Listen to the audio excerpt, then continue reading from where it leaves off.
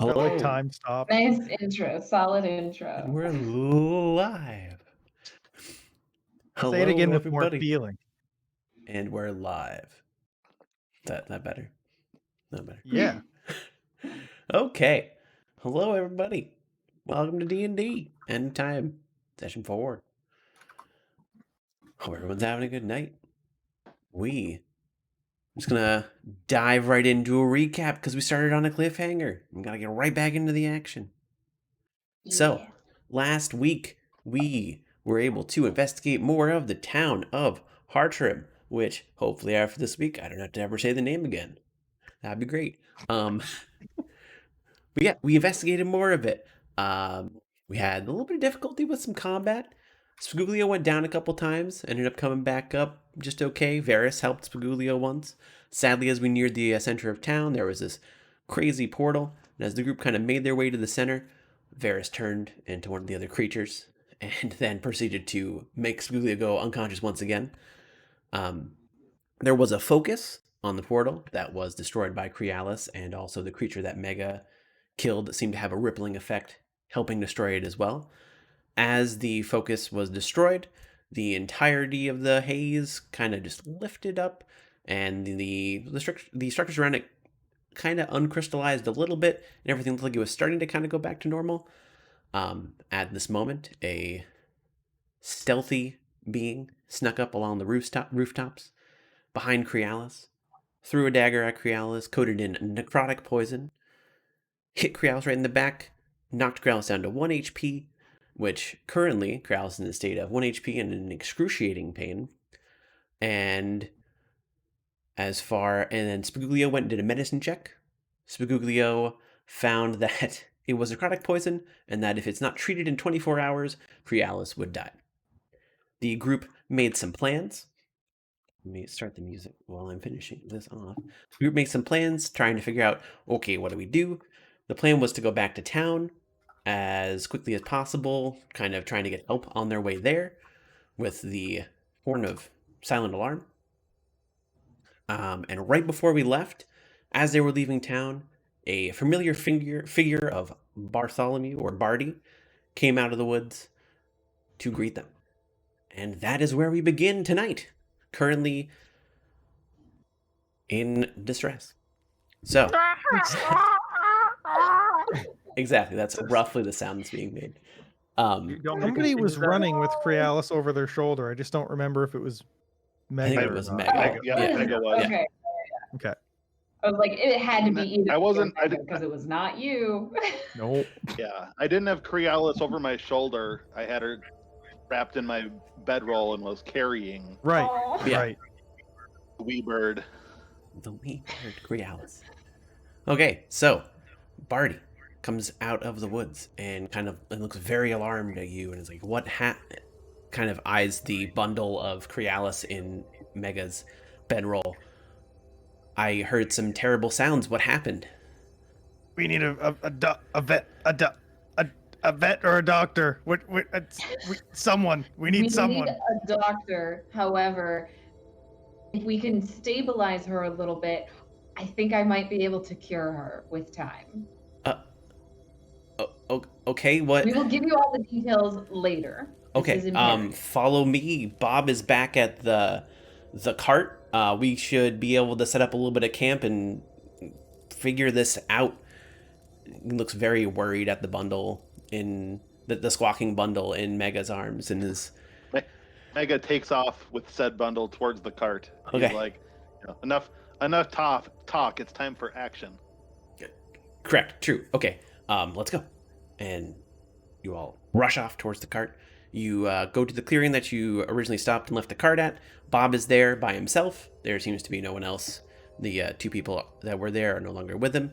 Bob is currently cooking a meal and kind of looks up after hearing the sounds and kind of drops his meal, quickly like stutters out like what's happening. Barty kind of signals him to get out of the way and starts like clearing a patch on the ground to like examine whatever, and kind of signals to the bundle. Okay, so probably not gonna be pretty, but we need to figure out what happened, so we probably need to set Crealis down and try and...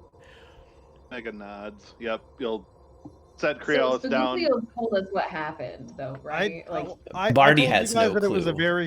I told you guys that it was a strong poison, but I don't think I told you exactly what poison it was. Yeah. Okay. I think to you which mentioned that it was a Kiva for 24-hour sure death. wants to do her own Yeah, medicine. Yeah, because I was worried that we wouldn't make it back in time, so I was like, we only have 24 hours or more than 24 hours away. So I guess I would tell Barty, I'd be like, it's necrotic poison, while they're laying her down and opening up the bedroll. She was stabbed in the back with a dagger laced with necrotic poison. I've seen this stuff before. Kind of like looks off in the distance and says, this is probably the handiwork of subject 2. Okay. Whoever is best at getting plants, I need you to go to the surrounding area and get me some ethereal plant. I'm gonna need to boil it. There is a cure for this poison, and I think I know, and I've had to cure this before from that terrible creature that she is. Can one of you or 2 of you just go find me an ethereal plant? It looks, he hands you like... Kiva's gone. Okay. Kiva's gone. Yeah. She is Megan already knows what it is. like, Yeah, she's Megan knows not what it is listening. too. She's like out. Yeah. Or I would I think imagine between Mega's Mega and proficient in Mega's proficient in both nature and survival. So I'm assuming Same. he would know what it is. Sure. I guess you 2 make nature checks for me while you're doing that. You kind of go to the surrounding areas of Hartrim. Okay. Both of you kind of, you know what the plan is. You find a good bunch of it kind of sitting outside one of the houses. Yeah, pick it up and bring it back to Barty. High five, Kiva. High five. He doesn't do high fives. She's focused. as Kiva is not jovial. So while the 2 of you were out looking for the plant, Barty looks at Squiggly and is like, okay, where was the wound? I don't see anything in the front. Was it a stab in the back? It was definitely a backstab. He's a slimy piece of shit. Okay, there is a pot in the cart. Can you get it for me and fill it up with some water? We're going to need to boil some water for the antidote we're about to make.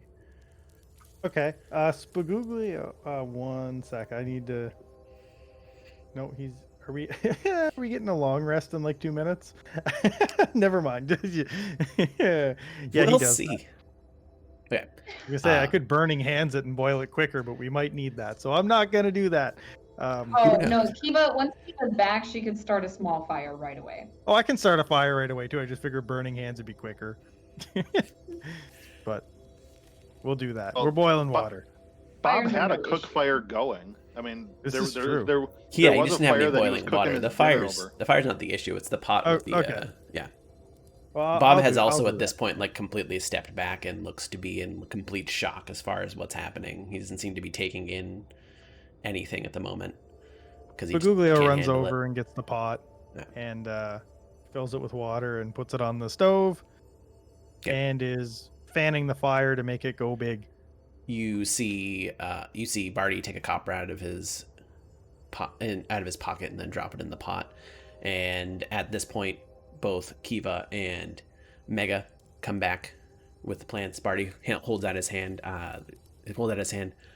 Can I have that? I see you guys had a successful time getting that. Passes it over. Pass it over. He kind of plucks off the leaves and drops them in. Now we have to wait roughly an hour, and then this should be okay if my ratios are right, which they tend to be with this kind of thing. You're lucky that you found me. This is, you said necrotic poison? Necrotic poison. 24, necrotic poison, 24 hours and she'd be dead. 24 more hours and she would be a zombie. So, luckily you found me and we can hopefully cure this. There's not much more we can do right now. Barty goes over to Crealis and look up something real quick.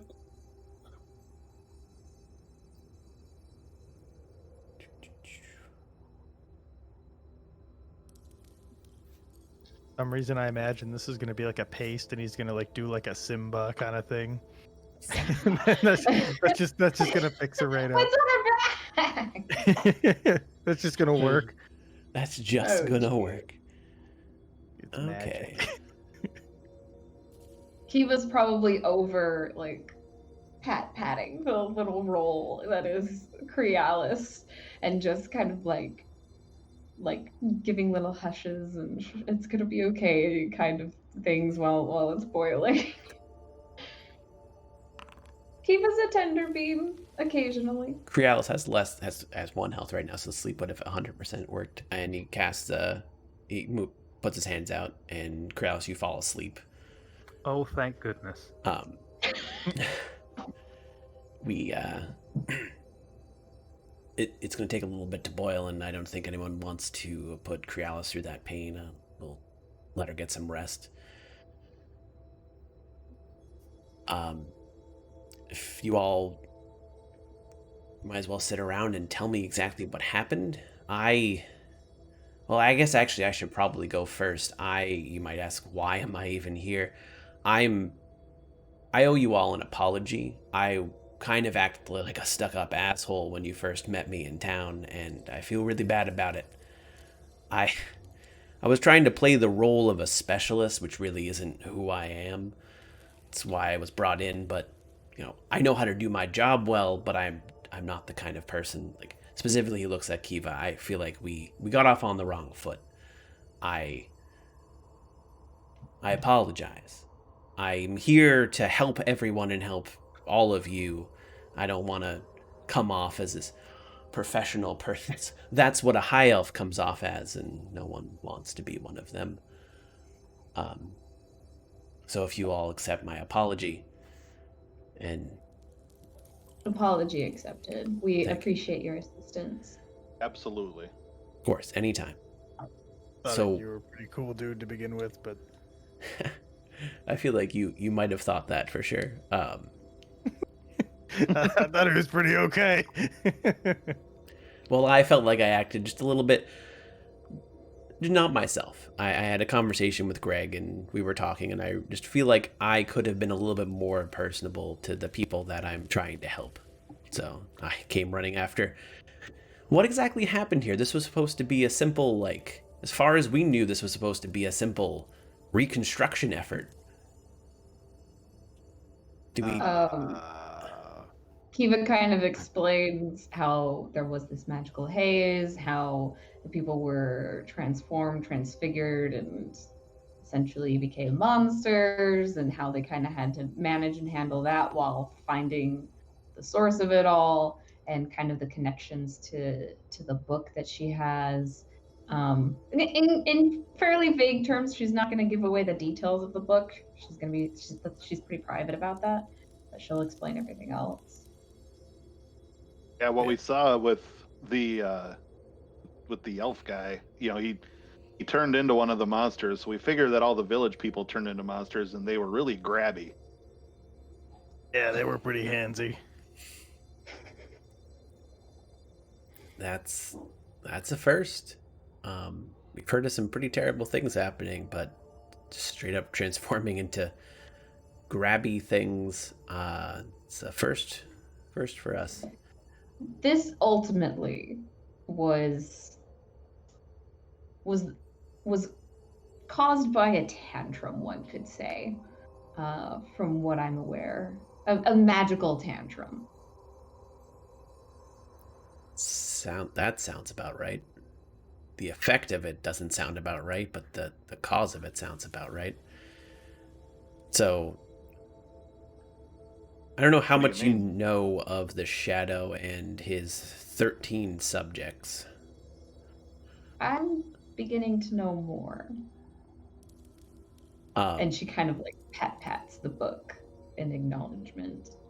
We'll get into that book a little bit later. I hopefully can help you out a little bit with that. But first, for the people that wouldn't have known, the Shadow has been, as most of you know, the Shadow has been terrorizing the land. This is why you were all brought here. Great War, Dragon, Shadow, all those terrible things. But a long time ago, the Shadow came to Alera, and he started doing magical experiments on creatures. Sometimes in mass, but sometimes very specific creatures he would use to do experiments on with very specific spells, and thus created 13 subjects, essentially. Subject 1 through Subject 13. You've ran into Subject 2, it seems, for the worse. So, like mind control kind of thing?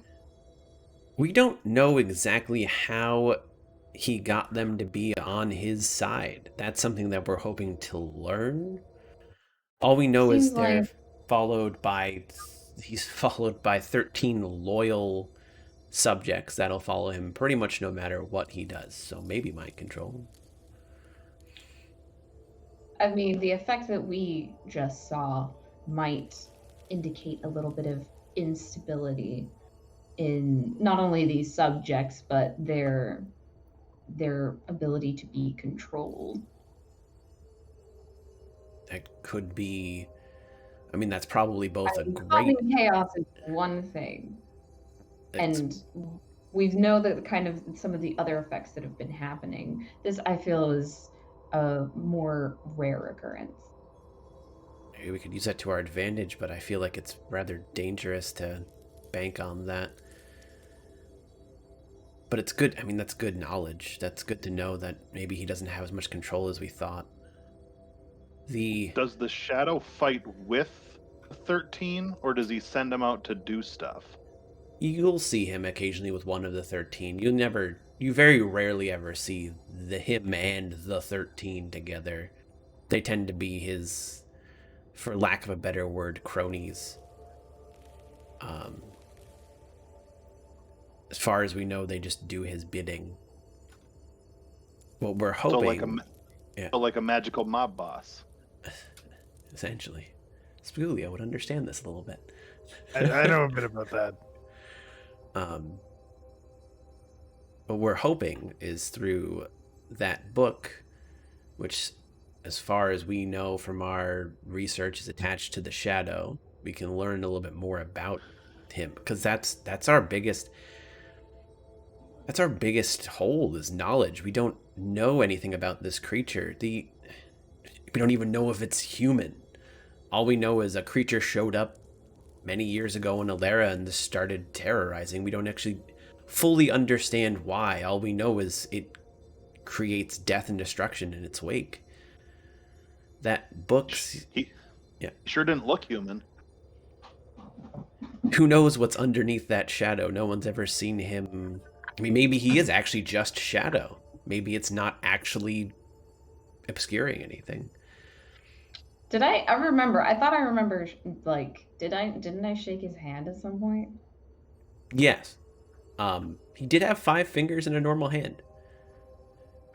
Could be an illusion. Who knows? Tangible? It did. There was a tangible feeling, correct? Just confirming. So, well, back to that book.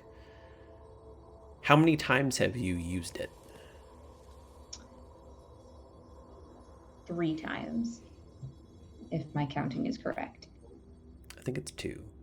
One it in the 2? inn I and thought it one in was- Hartrim. Because I thought there was like an initial, like. There when wasn't we anything when found you it. actually picked it up. No, there wasn't a. No. I don't think there was a wisdom Okay, save. so it was the thing that led us to Hartrim, and then my most recent vision that I had. Correct? Yeah. So Okay, that'd be so the 2. twice. Yeah. So twice. Have you felt like it's taken something, part of your soul from you whenever you've used it? Yes. But I understand that is the price of the book. It isn't always the price of the book. Depending on how you use it, when you use it, the will of the creature using it, sometimes it doesn't have to take your soul every single time. I would highly recommend, and I know that you may disagree, and if you want to continue using it yourself, that's fine. I would highly recommend spreading it out through the party, since I believe the four of you can all hear it whispering. The four of you can all use it. Already Trust- sold my soul to a patron fiend. Good luck getting anything out of me. Let me tell you, this book will be able to take a bit of your soul from that fiend if it wants. Have it. It's not mine. I don't care if they take it from Joe. Just trust me when I say it. I've ran into that. So, a little bit of background on me, since none of you, Barty, a random professional, shows up. A long time ago, my wife was murdered. I would do anything to find out who the murderer was. Greg and FaZe helped me out a lot.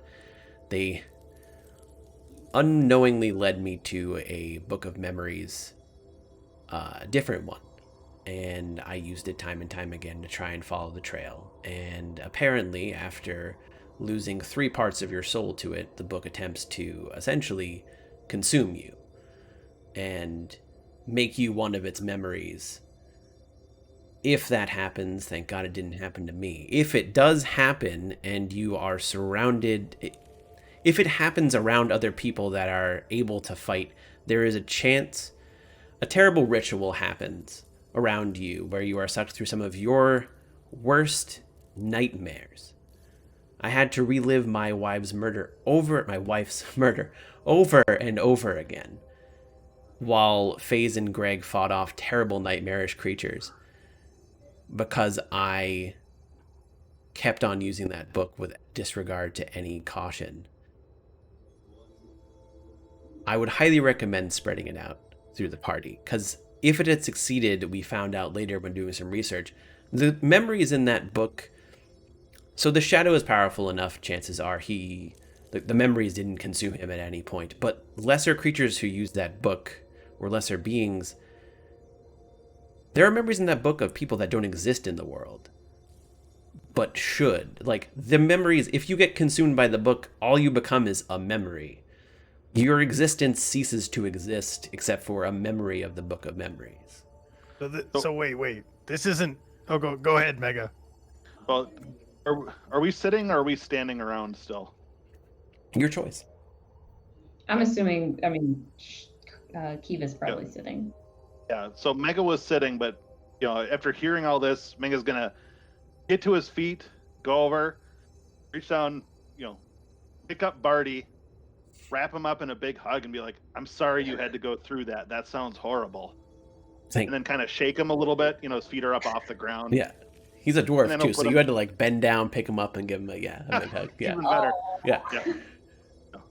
Give him a good hug and then, set him down, kind of brush him off, and then he'll wander back over to where he was and get his knitting out.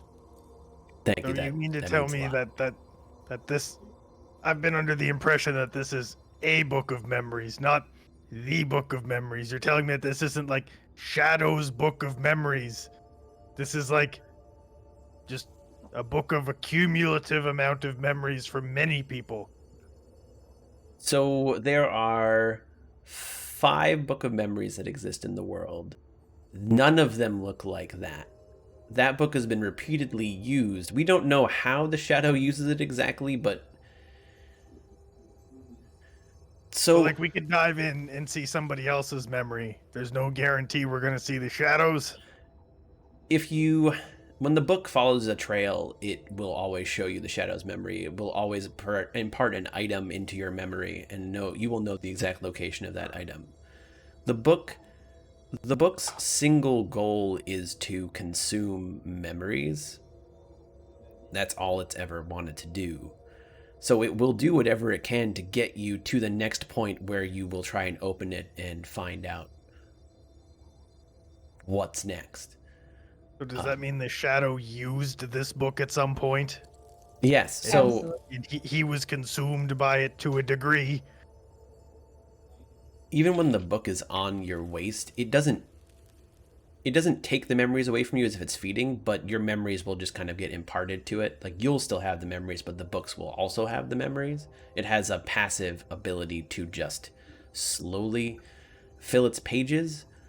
It doesn't do any harm until you actually try and read it. if another person were to take that book, they might see some of Kiva's memories if there was a powerful enough item around a specific memory while it was on your waist. Like if they picked up, let's say, a dagger from Subject 2, they might be able to relive Crealis getting stabbed in the back.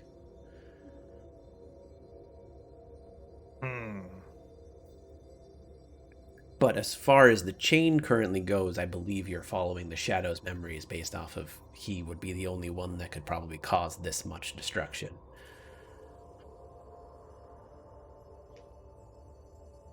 I see. So if we think about like somebody else who may or may not have come in contact with a book, if we like think about them really hard as we open it up, could we like try and force other memories? You would probably need a very powerful item from that other person, but there might be a way. It should be possible in theory. As far as we know, no one's ever tried to go force a memory from the Book of Memories, but maybe they have and they just don't exist anymore. Well, that doesn't sound ideal. So, as far as the other part, as far as we know, there is a rule of 3 to the book. If you, someone who have not already had part of your soul taken away, maybe you could try it out and you should be fine after the first try. Maybe nothing happens. 3 strikes, you're out, kind of thing. Very similar. And by out, it Baseball means book. out of existence. Baseball doesn't exist, I don't think. What is baseball? It's a Skullbat book. Skullbat. You know what? I'll give you that one. Probably in Little Italy, there's some Skullbat going on. Yeah, Oh, the Mafia plays Skullbat. 3 strikes and you're dead.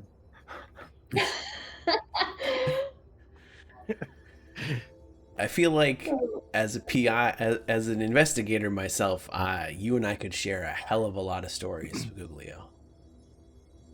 I mean, One of could, these but days, we need I'd to grab a have to drink and kill just you. sit down.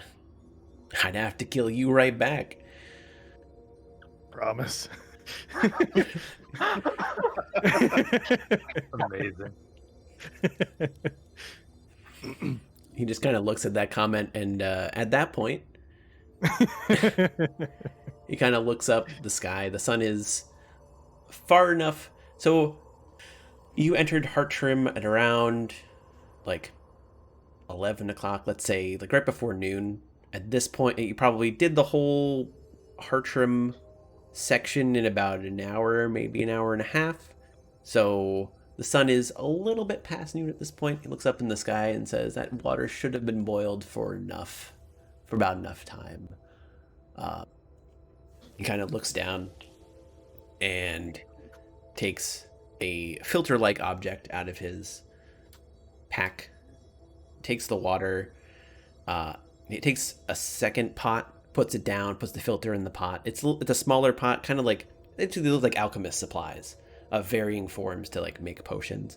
He pours the liquid out through the filter, and what's left is like a paste and the copper penny. He takes the copper penny out, takes a mortar and pestle, makes a paste out of the plant, and goes to Crealis that's asleep, turns her over, applies the paste. In roughly, everything should be fine at this point. Give her. I was a little concerned. How hot was that paste? That water was boiling. Impressive, the properties of the ethereal plant. It cools down incredibly fast and makes an amazing paste. Ethereal. If you want the spelling, it's Aetherial. Ethereal. Being prepared.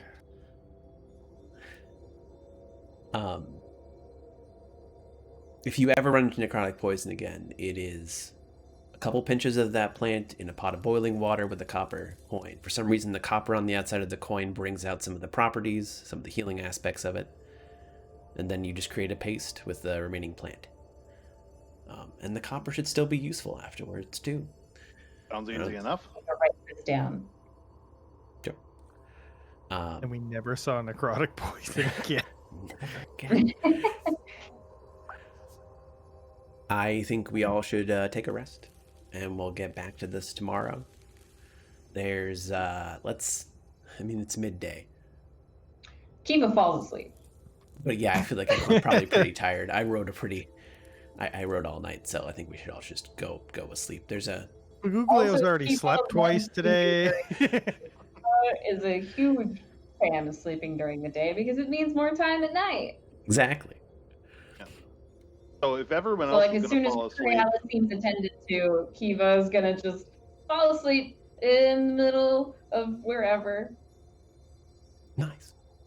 Mega will volunteer to like sit up until until dusk so that everyone else can sleep well, and then since he knows Kiva will be up all night anyways, Yeah.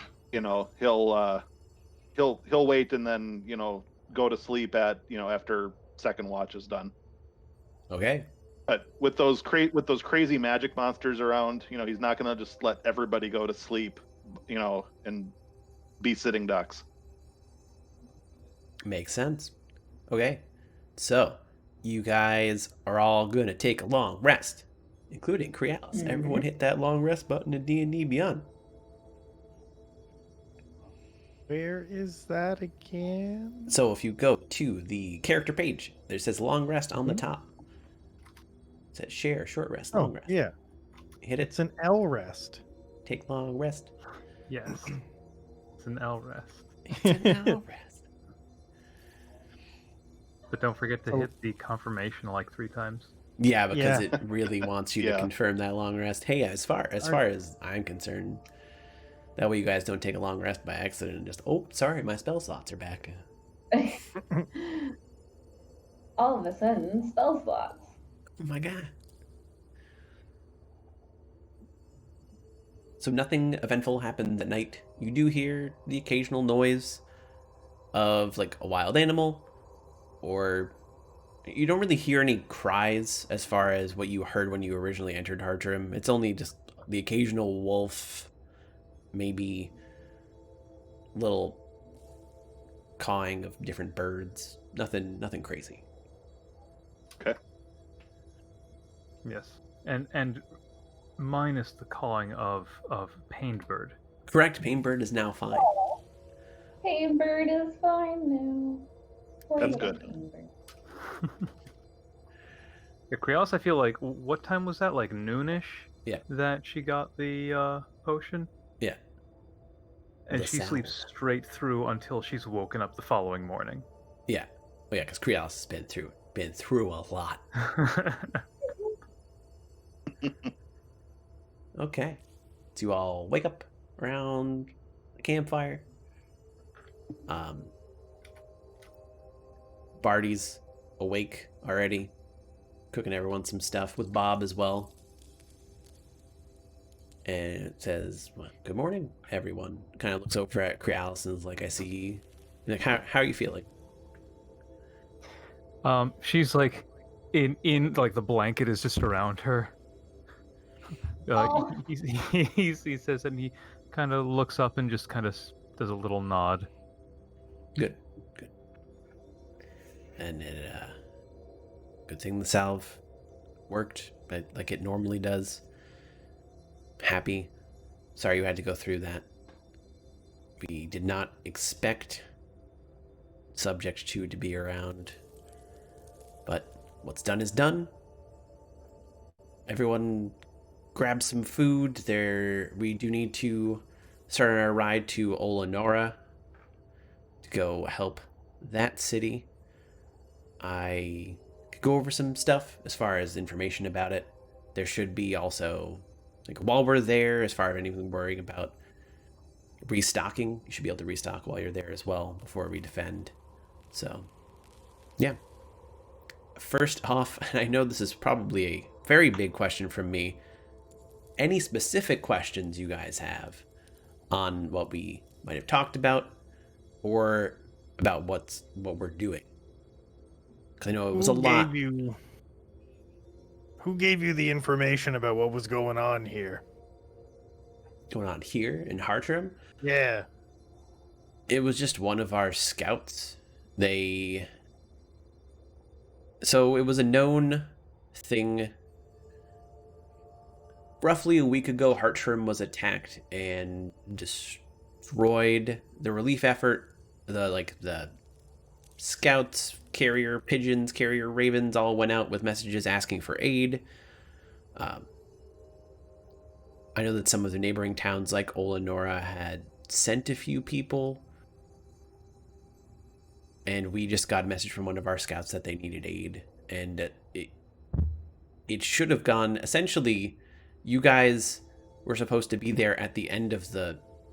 We expected it to take maybe a week or two to reconstruct, and we wanted to send you guys there to kind of help out for a little bit near the end. Kind of edit character. What's the time? What I guess I'm getting at is what's the time frames? Like they asked for help, and then we got here, and how much time was in between when Roughly they a asked week. for help? Okay, so there was more than enough time for this to get set. Like, is it plausible for me to think that this would have been set up, and that these guys didn't set us up, or are the timelines kind of skewed?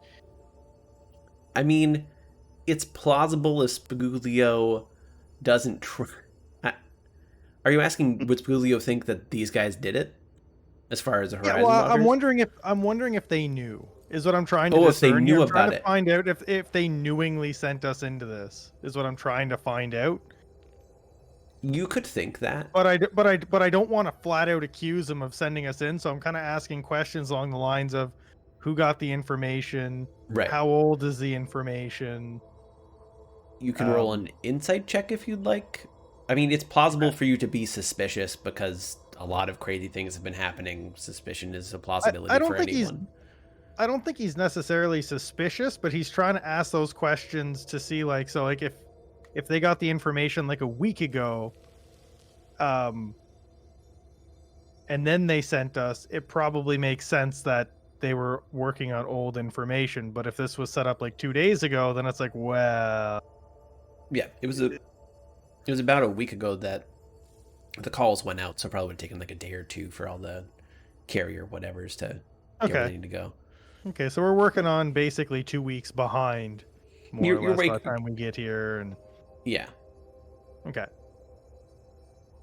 that's good enough for Spaguglio. Okay. After he eats breakfast, Mega's gonna go wander off back and try and find some more of that plant, just because, since subject 2 or whatever his name, number 2 is still out there, it might make sense to have some more of that plant in my backpack. Okay, do a nature check for me. If you can find any more. Would this plant be used in cooking at all, or is it strictly medicinal? Is this a question to Barty? Or would you like to do a... I'm curious if I know, like, nature would I know check. of this from cooking? Roll a nature check, Spaguglio. Mega, you find another bush, so you can just put in like a couple handfuls. Just do a manual couple handfuls of Ethereal. Yep. 8. Okay, can you spell it one more time? Aetherial.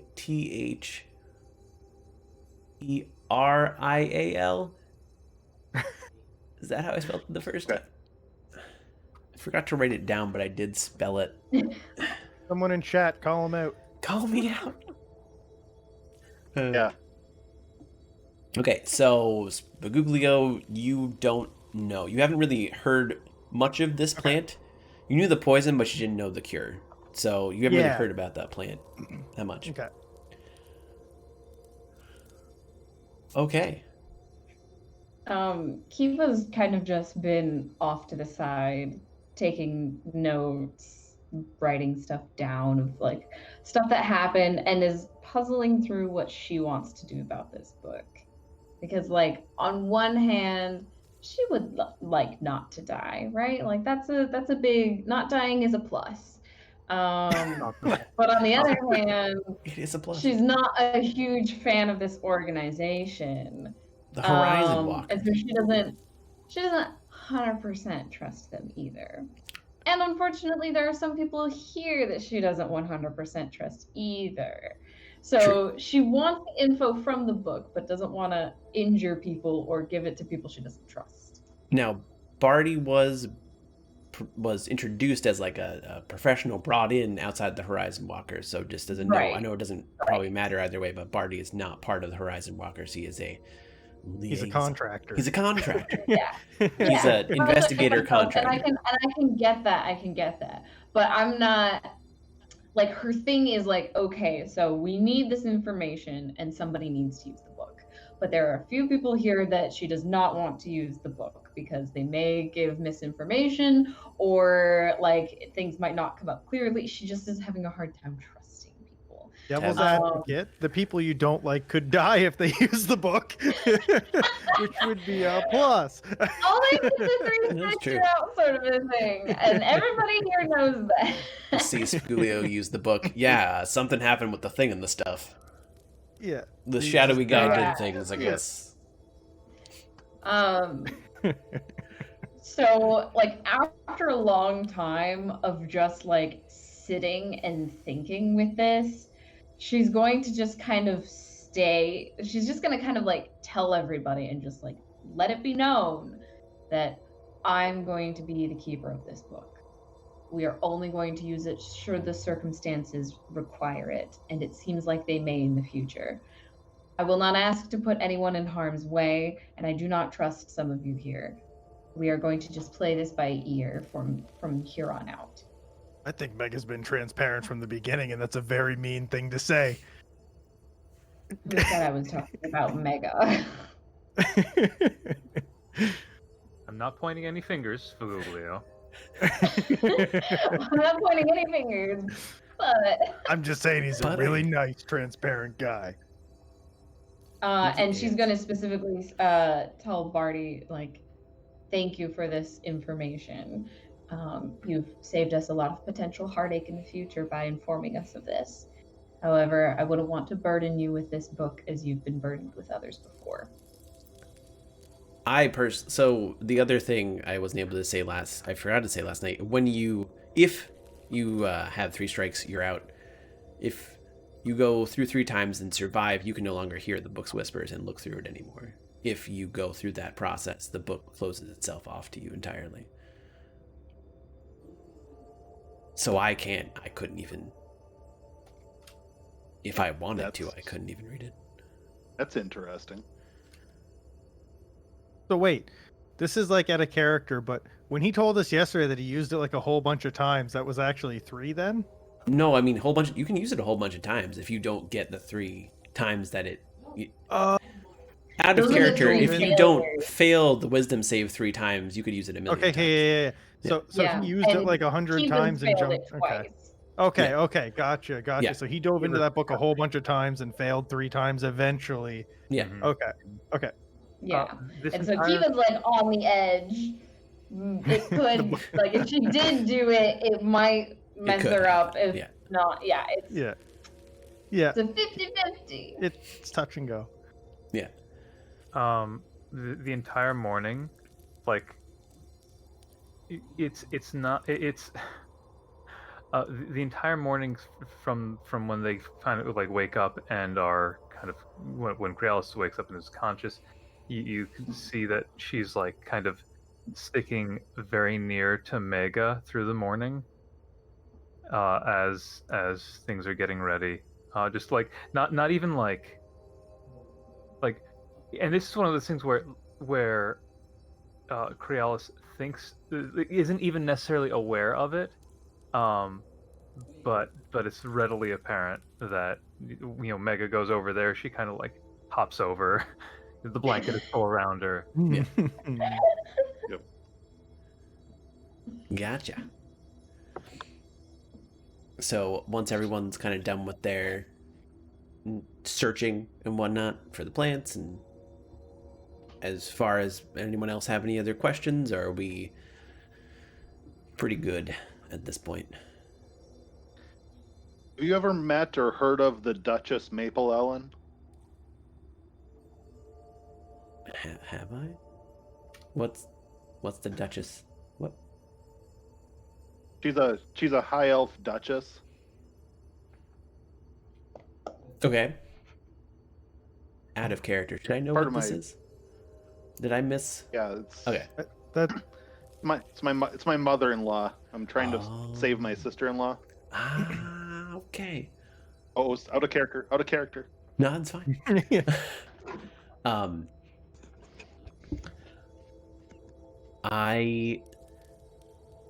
the name mildly rings a bell, but doesn't. I can't draw a face or anything in my mind. I can't think of. It sounds very high elven.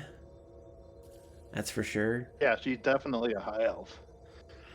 That is definitely a name that a high elf would take.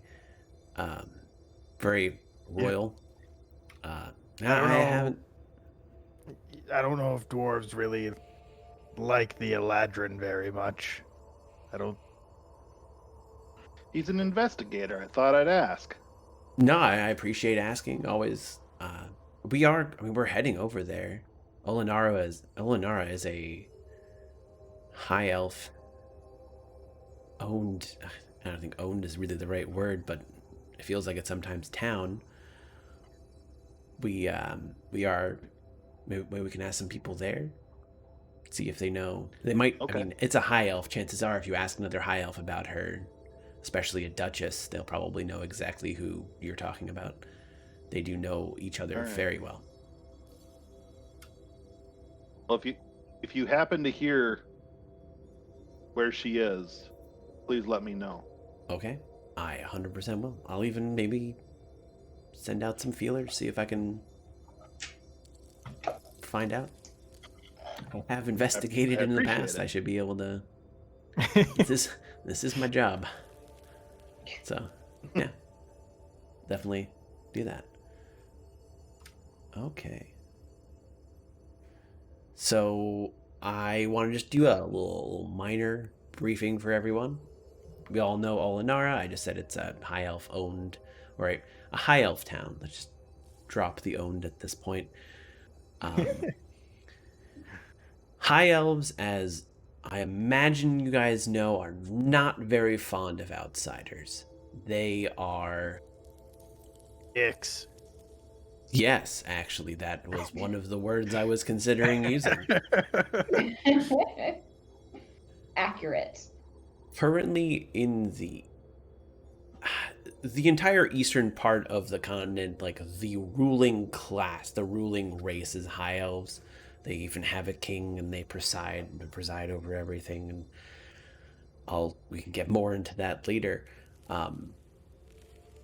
They don't like anyone but high elves to the point where it's pretty bad. To the point where there's actually a rebellion that's been brewing. Before I tell you about the rebellion, you guys are part of the Horizon Walkers. And that's how you'll be introducing yourselves. I need to make sure you know that you can't, even if we help out the rebellion, which we will be doing, because high elves are, as Spaguglia put it, dicks. It's a technical term. Technical term. Very technical. Very technical. You can't say you're a part of it, or you would probably... The Horizon Walkers are helping the rebellion on the back end and trying to kind of remain, we are the Horizon Walkers, we help out everyone. If you were to say that you were part of the rebellion and the Horizon Walkers, you would probably ruin years of work to help the various races of the east side of the continent have a free land. So, before we start, I need to make sure that every one of you know that you are Horizon Walkers and not part of the rebellion. Are we clear? I mean, I'm very clear on what you just said, but I'm very unclear about how this is going to work when we're helping the rebellion, but we're... I mean, I feel like there are things When like disguises that might be able to be used if But- you're but really like, just helping them out, right? When we say when we say we're gonna, hey, we're with the dudes, and then we help the rebellion, aren't they gonna put two and two together and be like, hey, they said they were with those guys, and now they're helping the rebellion? I mean, if we play your cards right, they'll never know that you're helping the rebellion, and you are. It's a very tricky situation. Are you asking if you're going to be... It sounds like we're gonna go help the rebellion. Yes, as all the Horizon Walkers are, but you can't. So, High Elven culture is a lot of semantics and a lot of masquerading. So when you are in the middle of a camp and you are talking to High Elves for some reason, you are to say you are part of the Horizon Walkers. When you're helping the rebellion, they all do the rebellion in, like, disguises. Like, the rebellion is disguised when they're doing rebellion stuff. I'll do my best. Yeah, and they'll provide you with disguises and such.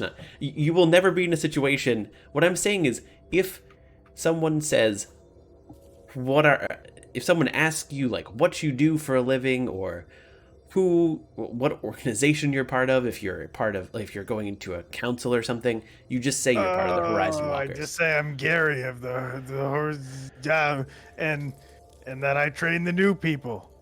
Sure. As long as you just make sure you're not part of the rebellion. I just wanted to make sure you guys know that you can't outwardly say it. That's all. Okay. It's just very important. There's more stuff I want to get to for sure, but it's very important. So telling them that we're part of the rebellion is another one of those things, like not telling them I'm a shepherd. Got it. Marty looks He's a not little a bit shepherd. confused. He's not a shepherd. He eats people. No, don't be silly. I build towers. Yeah, and a people. We know we were a shepherd. You're a shepherd when we recruited you. Don't worry. They knew. They told me about that. They don't know a thing. They don't know anything. They don't know anything. Okay. They don't know anything. That's totally fine. They don't know anything. For all intents and purposes, they don't know anything. Okay, so now that we got that part on, you know that part down, you guys know all these things. So, Olenara, let's just say that the shadow is very out there as far... He will just say, hey, I'm going to attack this town in a couple of weeks. We're probably going to grab some people for test subjects. Do what you can to defend. Maybe we'll make it a little bit more fun. We know he's going to be attacking Olenara in about roughly 4 days. And it's a 2-day ride from here to there. So we'll have 2 days to set up. What our plan is to go meet up with some people outside of town. They will, the people we're meeting up with are specifically, one of the people is Pharrell Hanali, which is a wood elf, which is not... Essentially, if we went right in, the 4 of us, not high elves, into the Olenara, we wouldn't be, shot or anything. We would just be shoved away. So we're meeting up with a wood elf outside who's going to be our liaison. I would recommend for the Crealis, keep the hood up as much as you can. It's already up. She burrows even Yeah. further into it. Keep it that way. She is a bundle. Goliaths are okay. There was a tribe of Goliaths that helped out this very specific town a little while ago, so they will welcome Goliaths with open arms. Gnomes are okay. Half orcs. I know where this is going. Do you have a cloak or anything to just kind of pull up a little bit? Maybe try and act like you're, I don't know, a burly human.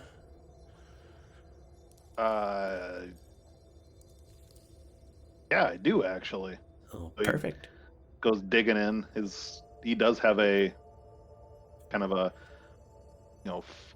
full cloak, that with a hood that he can put up. And he thinks for a second. He's like, actually, hold on. And he digs in more and pulls out a gray woolen, lightweight scarf that he wraps it around his face so you can only see his eyes over, under the hood. That's perfect. It's a little bit chilly How's out, this? so that works great. It is a little bit farther north, so it's gonna be a little bit cold, so that'll actually be perfect. You'll feel nice and cozy in there. Yeah, so essentially we're meeting with our contact outside, and then they'll bring us inside. As long as an elf is leading a random band of people, they're not going to question too much about it.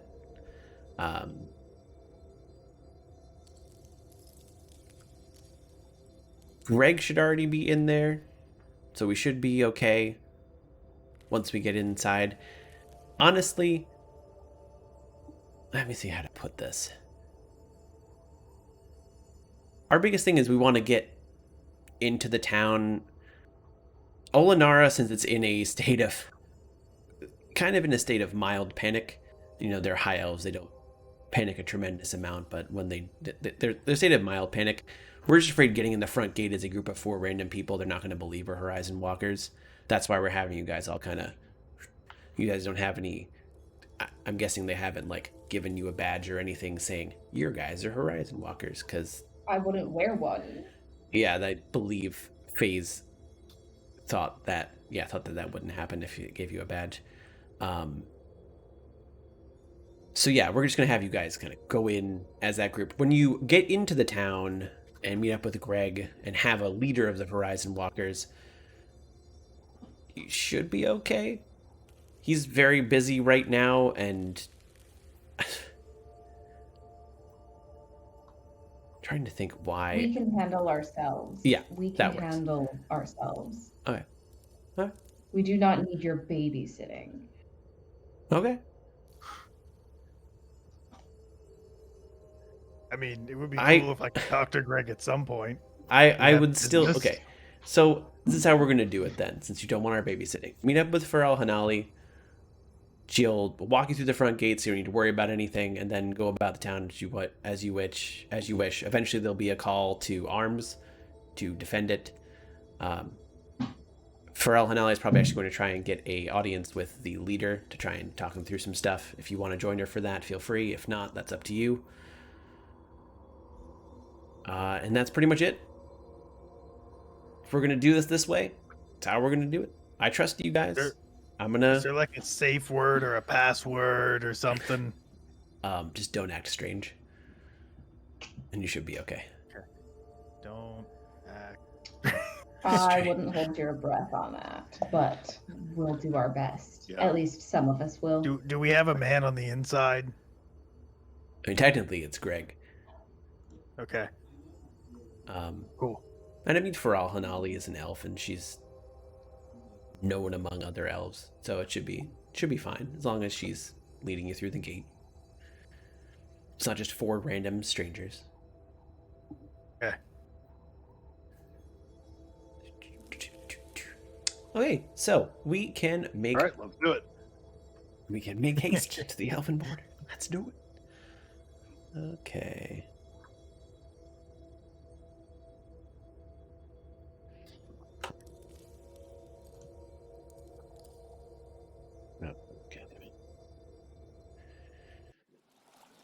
So, as you are traveling to the east in your cart, it's kind of like a little bit of a rocky terrain. There's an occasional mountain. There's a pretty large mountain range to your left, and not a ton of trees. But as you start approaching towards the east, you actually see almost this wall of trees kind of appear in the horizon, and you kind of are heading towards it. As you get closer and closer, you just notice that this tremendous giant forest seems to it's almost strange how it just starts out of nowhere. But yeah, you approach into this giant, magnificent forest with trees, 30, 40 feet tall, and of varying shades of green, all magnificent and beautiful. As you enter, Barty kind of looks around and says, "This right here is the beginning of Elven territory." It was weird that the dwarves and the elves decided to make territories next to each other, because as you can see, as you're going through the forest, he kind of points back, that doesn't have a lot of trees. This is just trees. And, yeah. I don't Kiva like it is very secretly much. very happy. Kiva is secretly just like thrilled out of her brains. She's just like, oh yeah, trees again. I'm not the biggest fan in the world, but that's just because I'm a dwarf, a city dwarf as that at that. But it's majestic. I'll definitely say that. It's beautiful, I guess is a word for it. But yeah, about one day out, just quick review. Not part of the resistance. We're gonna meet up with Faral Hanali. We're gonna get in, and you guys are just gonna kind of do whatever. Just make sure to kind of keep your identities a little bit hidden. Greg will be there if anyone wants to go talk to him. And yeah, that's pretty much what we're doing because we decided to go without the plan and make it a little bit loose. I've done this type of Really thing. attached to this plan.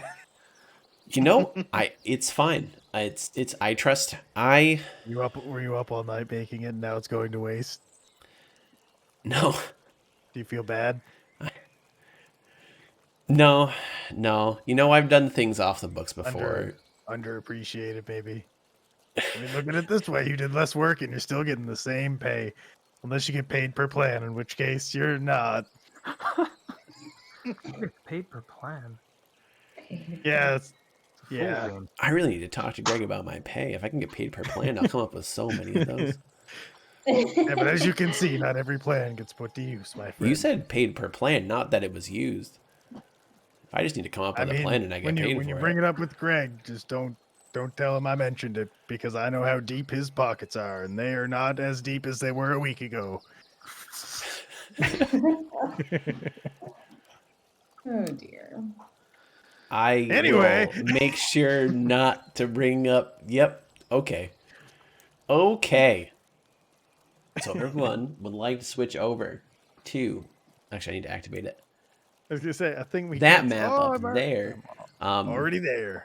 So first off, Oh, it's so pretty. this is going to be the way this is going to work. This is going to also be your battle map. Every square is 10 feet of movement because you are in a kind of overview. But because you're defending the entire town, I kind of have it as a battle map and also just a scenic view. As we kind of approach the town, Crealis is like a little more animated. The scenery seems to be like she is a fan of seeing this whole sort of the greenery, the trees, the buildings woven throughout throughout nature. Nice. Barty kind of Otherwise, noticed it's been this, pretty and quiet through the trip. Barty like kind of notices this a little bit, and you can see him smile just a little bit, just a tiny bit. It's happy that everyone else is happy, or at least someone else is happy. Yeah, even if For he's once. miserable. At least someone else is happy. I mean, yeah, Kiva is very happy, but she still But looks also- low-key miserable because she's not entirely thrilled about much of anything. Yeah, Hashtag just Kiva things. Kiva Yeah. things. Kiva Okay. thing. Kiva thing. So the cart pulls up to a little outcropping in the distance. You can see the walls of a town. And in the outcropping stands a group of 4 elves. As you approach the cart, Barty stops. As you approach the outcropping, Barty stops the cart, gets off, and one of the elves, a rather typical looking wood elf, 6 foot tall, long, light blonde hair, no like super a scar across the eye for a discerning feature, and approaches Barty, shakes his hand, says, "Glad to meet you.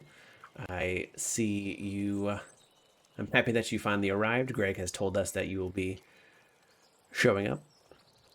Hello, everybody back there. My name Hey. is my name is Faral Hanali. I hope Barty's told you about me and about this town a little bit. We Kind are of pull up a paper and I'm like, my name is Gary, and we're with the Horizon Walkers.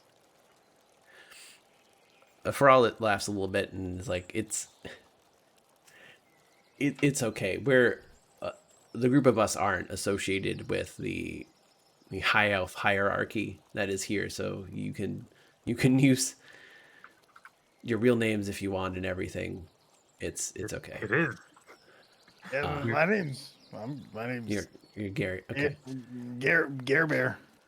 Roll deception.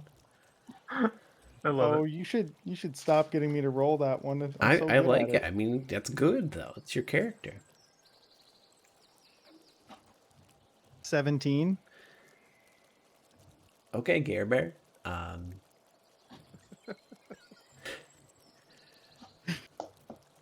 That's great.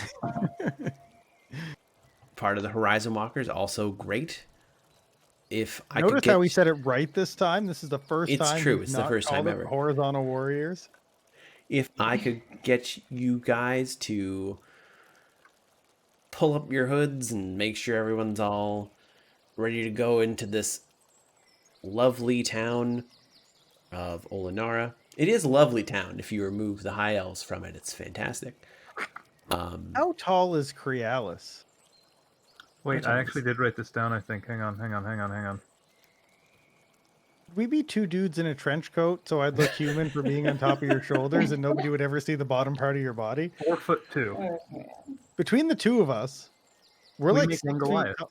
We make one Goliath, and I kind of look humanish on top. Oh dear. I'm just gonna throw this out there. If we could be two people in a trench coat and kind of fit in without needing to do anything. Barney Alice just still kind looked of at her lack of shoulders to stand on. Barney kind of looks at me and is like, okay, Burn bones are gonna break. my plan might have gotten thrown out, but at least I tried. Again with the plan thing. You're really gonna bring this up again? We Yes, get it. You're I a am. You're a master planner. I We do get it it. for a living, yes. Oh my gosh. But no, I'm gonna veto this one. I don't think that's not gonna work. How are you even gonna stand on Crealis' shoulders? That's a good call. I mean, I could make a harness out of this rope. We don't have time. We're going into town. Oh, okay. Why don't I just tie you to my back and you can pretend to be a backpack? Carol's kind of nods like,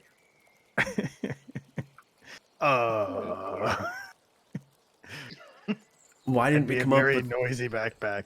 maybe if you had asked me this on the ride over, sure, but there's not really enough time for us to do this. We're going in. You can see the wall in the distance. I'm pretty sure they're going to be suspicious if we try and fashion something randomly. They might be able to kind of see us. They probably just think we're having a little meeting before we go in. I don't want just to saying, arouse in too the much kitchen- suspicion. Improvisation is encouraged. Correct. This isn't a kitchen. Everything's a kitchen. you try hard enough. Yeah. Please, No, please don't. I'm not. Barney just like looks at you and it's like, don't. You know what? Just for you, buddy. Thank you so much. The entire time, Farrell's just laughing at every single one of these suggestions. She kind of looks at Barney and Kiva is continuously rolling her eyes and like is head down in one of her her star maps. She's just like so over this. yeah, Farrell kind of looks at Barney and is like, "Hey, this is a really good group you got. You guys follow me in. We're gonna have a fun time doing this. Hear that? We're gonna have some fun. Of course, we're gonna have some fun."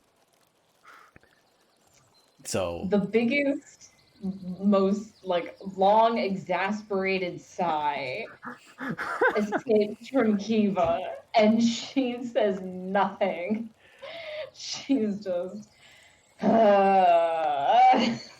Barty also sighs, not quite as long, but he does have he You can show that his faith is wavering in what's about to happen. Fun sucker. Yeah. Like So- a vampire for fun. The people that were in the cart, I don't know if you guys ever got out of the cart, Virginia, you just stayed in it. The Barty walks back in, or gets back in the cart. The elves kind of flank you and kind of walk in front of you at the same time. Not really surrounding the entire way, but from the left and right in front. And you guys set off on a little trot pace, a little slow pace. As you approach the town wall, one of the archers calls out, "Halt! Who goes there?" And Barty and Faral just kind of looks up at him and says, "Faral, you idiot! I come in and out of here all the time. Just let us pass." And he shakes his head a little bit and is like, Are we being smuggled?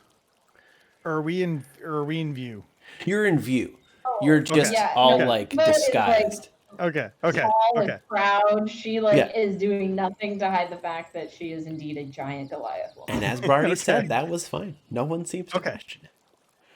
The guard kind of like and starts like pulling the gate open from the lever that he has, that little pulley system he has over there, and the gate opens up into this beautiful town. You're entering from the lower right hand side, which doesn't really matter because you don't need to move your characters yet. It's not until battle happens, but just for perspective. In front of you is this lovely elven town. The streets are relatively busy. This is probably, you got here, let's say 3 o'clock. Sun's starting to set a little bit, turning to evening. You enter from the right. Faral kind of leads the caravan a little bit towards the center and around.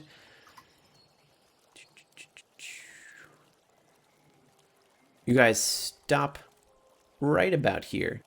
The building in the center is actually a large, intricate elvish building that looks kind of like a central meeting area.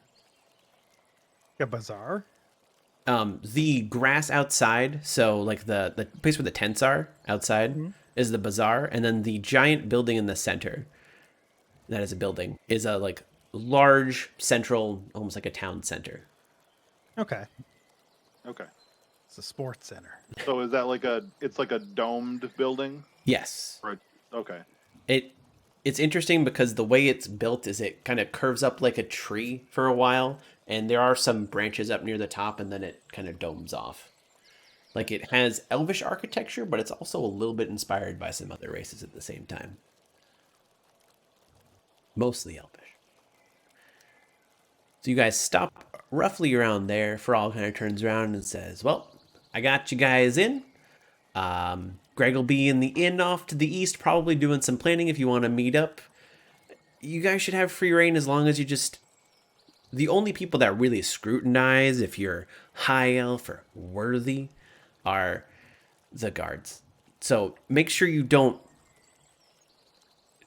I wouldn't like drop the disguises, but if you go into a merchant shop and ask for something, they're not going to like pull down your hood and say, 'Who are you?' They're just going to let you buy stuff. It's mostly just the guards and maybe some people in the town hall. Good? Is that building the town hall? Yeah, the giant building in the Big center. building? Yeah. You guys good? Okay. I got a little bit of business to do. If you want to, whoever wants to meet me, I can maybe show you a little bit of the plight of our people in the town hall. I got a little meeting. Want to learn a little bit about the elves. What elves, high elves. Be in like an hour or so. Want to meet me there? You don't have to if you don't want to. You are your own people. Kind of out How of character. racist are we This is a meeting. This is a meeting about their silly little disputes. Their whole like rebellion thing. It's a meeting about... So the plight of their...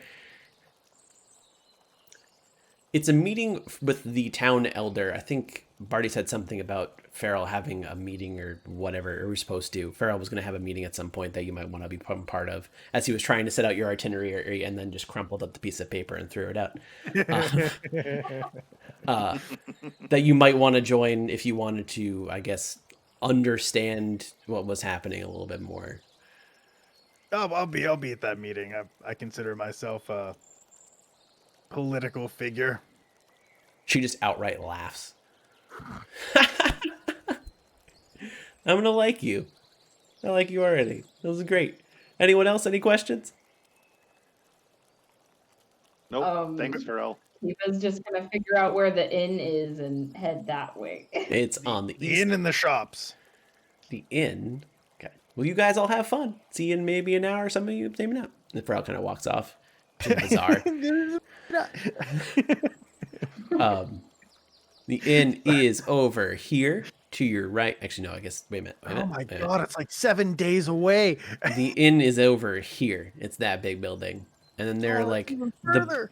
the bazaar is where most of the shops are, in like the tents and all that kind of stuff in the center. Yeah.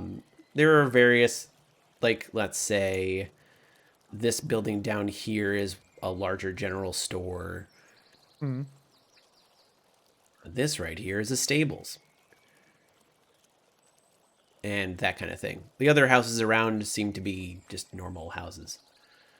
But yeah, so shops and in all the way Any up. sort of specialty stores or libraries? Bookstores? Like bookstore. We're gonna say you can ask around. So you wouldn't know exactly where they are. You would know the bazaar and some of the other shops by just looking around. I guess you would know a library. We'll say this is the library. It has a little book symbol. I don't know if you know if it's a library so much, but there's a book symbol on the outside. Cool. Good enough. Books. Kiva will head there for a second Okay. before going to the inn. Okay. So Mega will turn to Crealis and be like, "You feeling okay? What do you want to do?"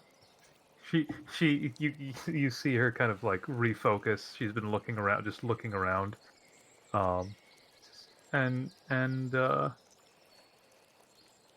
pulls the hood closer around her head, and looks around, like more at the buildings again. Says, maybe we should look and see what the walls are like.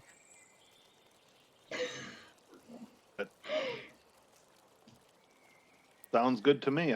I have some shopping I need to do. If you want to tag along with me, or I can meet you at the walls. She nods and hops like half a hop towards him. I also got to do some shopping. You guys planning on being back here in an hour? I'll be honest, I'm not.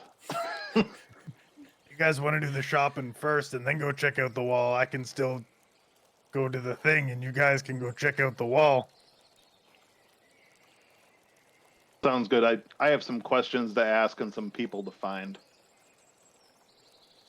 Okay, we'll do the shopping first and then we'll just... okay. So let's do everyone shopping first. Kiva, first, you go into... I mean, I don't know if Kiva's going to be doing any shopping. She's Oh, not exactly rich. But she is going to do a lot of reading of whatever material she can find. Gotcha. Oh, she's Whether gonna she be keeps the it on her person person is another story. gonna go like the magazine racks and just read the whole thing and put it back. Pretty much. If that's what it takes. And if So- they're going to complain about it, I'm big and beefy. It's true. No one would try and rough you up. They'd just be like, you know what, it's fine. Mhm. It is fine. You It will be fine. you I'll walk- make it fine. You walk towards the shop that has a book out in front of it, a book symbol, or the building that has a book symbol. As you open it up, you see in front of you a little meeting area with a couple tables, and essentially from wall to wall to wall to wall, plus some aisles, just rows and rows of books. And I love it. they cover a lot of different topics. There's actually an impressive library for just a relatively small town. She's going to be looking Well- at the astronomy section Okay. and the necromancy section, if there is Ooh. one. Dark arts. So The she's Are got you- to familiarize She's herself. gonna need a She's gonna need a pass to the restricted section. Yeah, she'll tear it out of someone's hands if she has to. are you gonna? So you don't see a necromancy section. You Fair. can ask around about it if you want, or you can just go read the astronomy. By ask around, I mean ask. There is someone at the front, like at a desk out front. Yeah, she'll clock where all the astronomy stuff is, Right. and she'll kind of circle back and ask if they have any materials related to the magic of the dead. Try to be subtle about it. She's not totally she's not total meathead. And just kind of ask, but maybe like she doesn't want it to come across as like serious or imperative.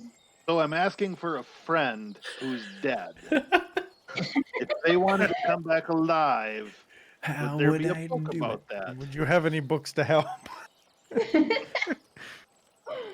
The high elf that is behind the desk kind of looks at you after you ask, or is kind of reading her own book, and starts saying, well, I mean, that section would only be for esteemed races, which apparently you are. Here is a pass for you.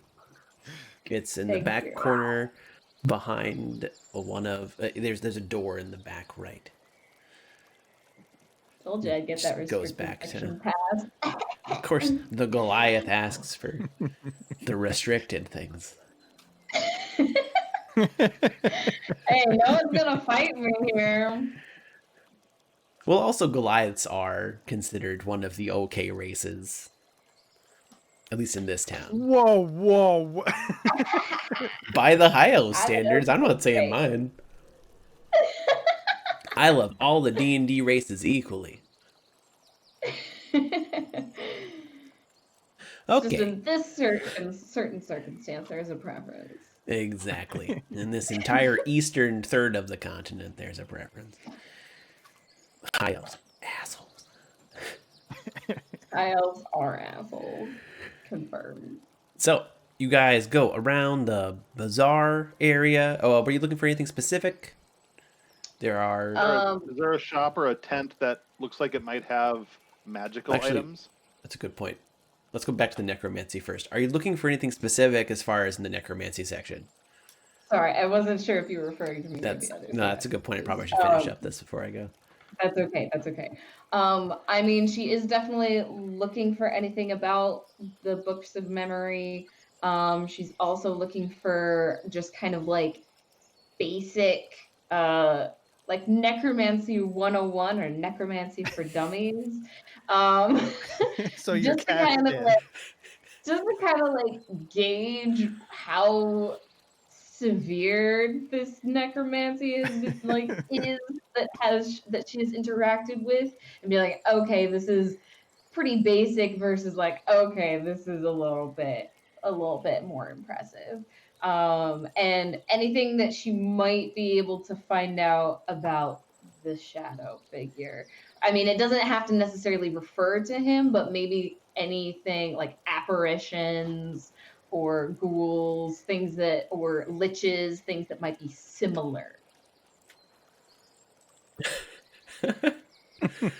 Sorry, was that a lot? I kind of had No, a no, lot in I my- got you. in my brain. So as you enter the back section, it is dimly lit by like a singular torch in the back of it. It's larger than you'd expect it to be. You didn't realize that, the front part was as small of the building as it was. So you kind of start perusing. You come These across... people really are right. Yep. Good stuff in the back. Yeah. You find... Let's see, you said Book of Memories. There is a book that is titled... Sorry, there's first a necromancy book that is just Necromancy 101.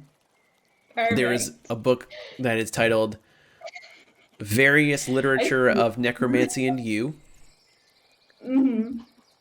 that you imagine would have something to do about the Book of Memories potentially. There is several books on liches and one on the ways to become one. Cool. Please tell me They just have that. Please tell me one of the book titles is "Wake Me Up Inside." It is actually. That's the one on how to become, a lich. Yeah, Oh my god. yeah. And yeah, you. Cool. She's camping out, Okay. educating herself for as We'll long get- as it takes. We'll get She's back to not leaving the the store until she's done. we'll get back to the education after our shopping trip.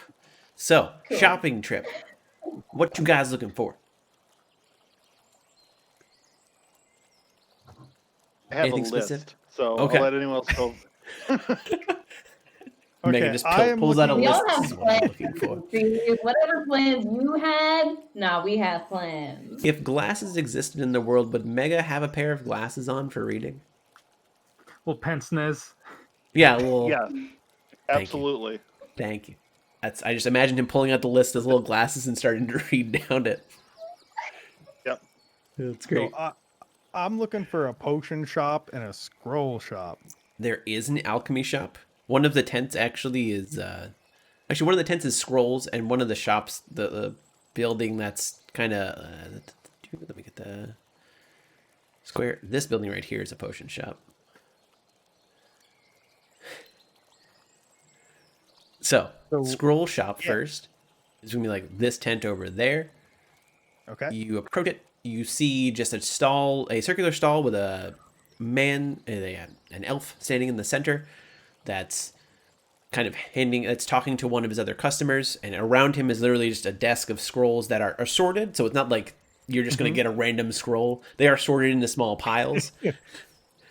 He finishes up with his customer, kind of looks around, looks down at you, and is like, "Okay, how may I help you, sir?" So I got this amulet, and I put it on the desk, and it's like I never thought I'd like casting other spells, but I really do. So do you have any like spells that I can buy? Oh, Something that would really wow someone who thinks they know everything. for a man of your Don't say it. intelligence, Yeah. there's a scroll of prestidigitation. Very smart people normally can see through it, but if you're talking with other beings of your intelligence, I believe prestidigitation Well, should that- be fine. I'm okay with like something that blows something up too, as long as it's impressive. Are you sure you have the ability to cast that? Well, I'm pretty sure I don't need the required spell level to cast this spell. I I just need money.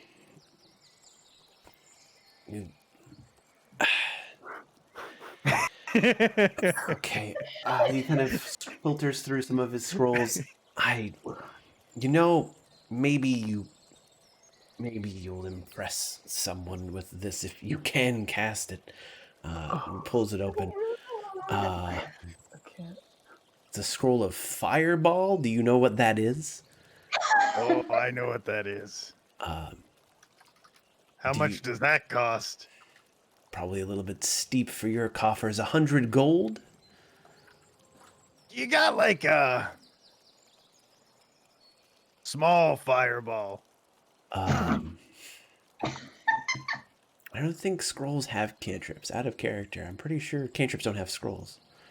No, I don't think so. No, they Oh, yeah, totally, you they can. totally It do. costs- They totally It do. costs- I think it costs the same as a level 1 spell scroll. Okay.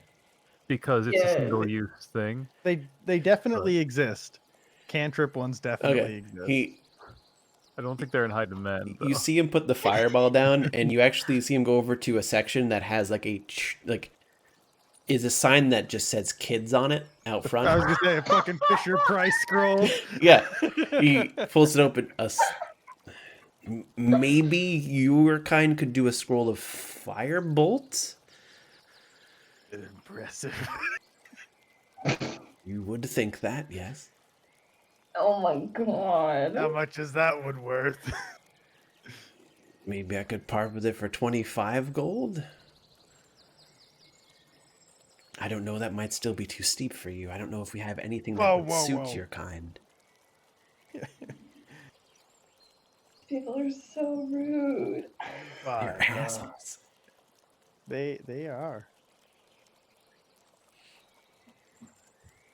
You know what?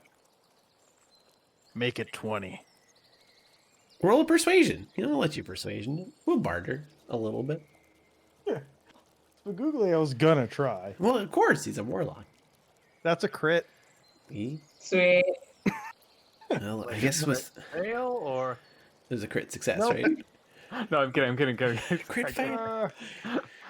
No, You know, oh, one you of can't even see. I can see it. one Oh. of your Nice. Smooth. So smooth. Real smooth. Now they'll never know. one of your honestly, to help out one of your kind in your probably poor situation, 15 Oh. gold, just take it away, I guess. Yes. He I know a deal when I see one. he takes the Okay. you take the you got the discount. Yeah, I mean, it doesn't matter as long as you got the discount. Does Spaguglio even have dignity anyway? Nope. So he takes 15 gold and he immediately goes to another customer that is elvish, and just Okay. kind of brushes you off. So, what I'm looking for in the potion shop, and I might be in the wrong spot, I want some oil. Just olive oil. In the No, alcohol, some oil I can cast the fires thing on. you something sure? You should be that's able to buy very lamp flammable. oil at just the general store. Yeah, true. if you want just oil, you can go to general store. Is there oil that goes bigger boom? I feel like lamp oil would be the only boom. I don't think any of the That's oils that okay. exist, any of the special oils are for explosions. Unless they have like aerosol. But that's okay. I could totally get They swindled do. because Spaguglio knows nothing about this. I could totally be That's true. swindled into thinking an oil is more explosive, That is definitely true. which is why I'm going to the potion shop. Yeah. Okay. You could buy it from the essential oil tent and pay 5 times as much. 500 Weirdly, my gold for this migraine is gone. bottle. Sponge. If you drink this lamp oil 2 times a day, just 1 teaspoon, your migraine will go away. Because you'll be dead. You'll never get another headache again for the rest of your life. That is one way to cure a headache. So you head to. Hey, if I study up on necromancy, it won't be a problem. It's true. You just bring him back. You'd never cast a spell to bring Spaguglio back. It's No, true. no, You'd no, let no. him be dead. You, I'd be like, oh, he got himself into this mess. Mega, are there potions on your lists before we go to the potions shop? So we can Yes. do. Okay, so we'll go with you next for the stuff Yeah, before. Like, what else what do you have on your list? Okay, he wants to go to an armorer and see if he can get a buckler type shield, Okay, something he can hold in one hand and like kind of strap to his arm. sure. So you head over to actually the tent that was right next to you, the slightly larger tent. There is a tent of various forms of armor, ranging from plate to leather, and various shields ranging all the way from a buckler to like an almost like a very large, almost tower-like shield. Okay. You walk over. He's gonna whoever's running the tent. He's gonna look at the shields. He'll find one he likes, but he's gonna ask, so do you have any magic items here, or where would I find those? Let's see. You have your hood up, right? Like you have the scarf and everything. And the gray Yeah. veil scarf. Yeah.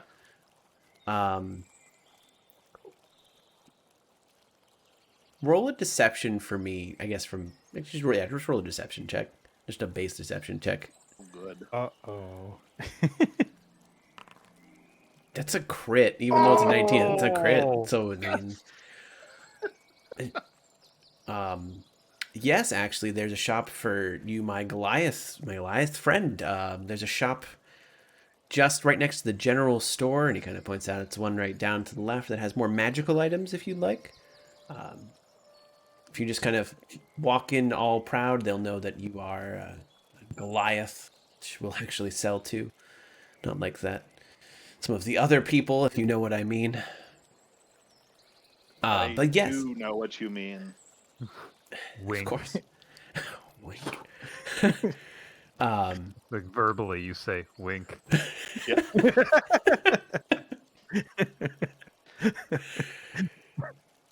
Yeah, if you want to go down to that shop for magical items, we just sell the various base things here. Okay. Do you want just like a regular? Do you want a regular buckler? Or do you Standard want to price for the shield. Yeah, it's He's gonna buy the regular buckler. regular buckler is 20 gold. That's right. That's the price I put there. I feel like the prices just went up as we entered town. Just I think there's so new too. guys. Well, no, I mean, the mega, the prices are normal, right? Yeah, that's the price I wrote down. Yeah, it's 20. Okay, so just a normal buckler for you. Anything else I can get you today, or That's what Just I the needed. shepherd. Thank you. no problem? Have a wonderful day. So you, Oh, the price seems steep to Mega, but he'll just kind of shake it off as this is a town under siege. that is true. So they're a little bit on the steep side. It could Okay. have been steeper if you were in a So, yeah, Goliath. Oh, wink. Okay, so magical items. Do you want to go to the stables first and then go to the magical items because you'll kind of pass by the potion shop? We'll just as we wander through, whatever, as long as he hits all of the shops, it doesn't matter the order for him. So Sure. as he walks through the mall and he sees, oh yeah, that's right, I wanted to go to that store, and then you'll go in. Gotcha. So you kind of make your way over. You So see kind of off to the right in this house over here, in the larger area, you see like a horse sign out front of stables, and you see kind of some horses that are in there, various types, just kind of chilling out, eating hay, Okay. having the time of their life. So he's gonna look around in there and be like, okay, and then he'll find one of the grooms or one of the people at the stable. Be like, is there some place that sells other livestock around here? What else? What other kind of livestock would you be looking for? Is the one of the stable hands? I know that it's- was shoveling hay, kind of. I know it's not common in a forest environment, but does anybody keep sheep? I don't think we have.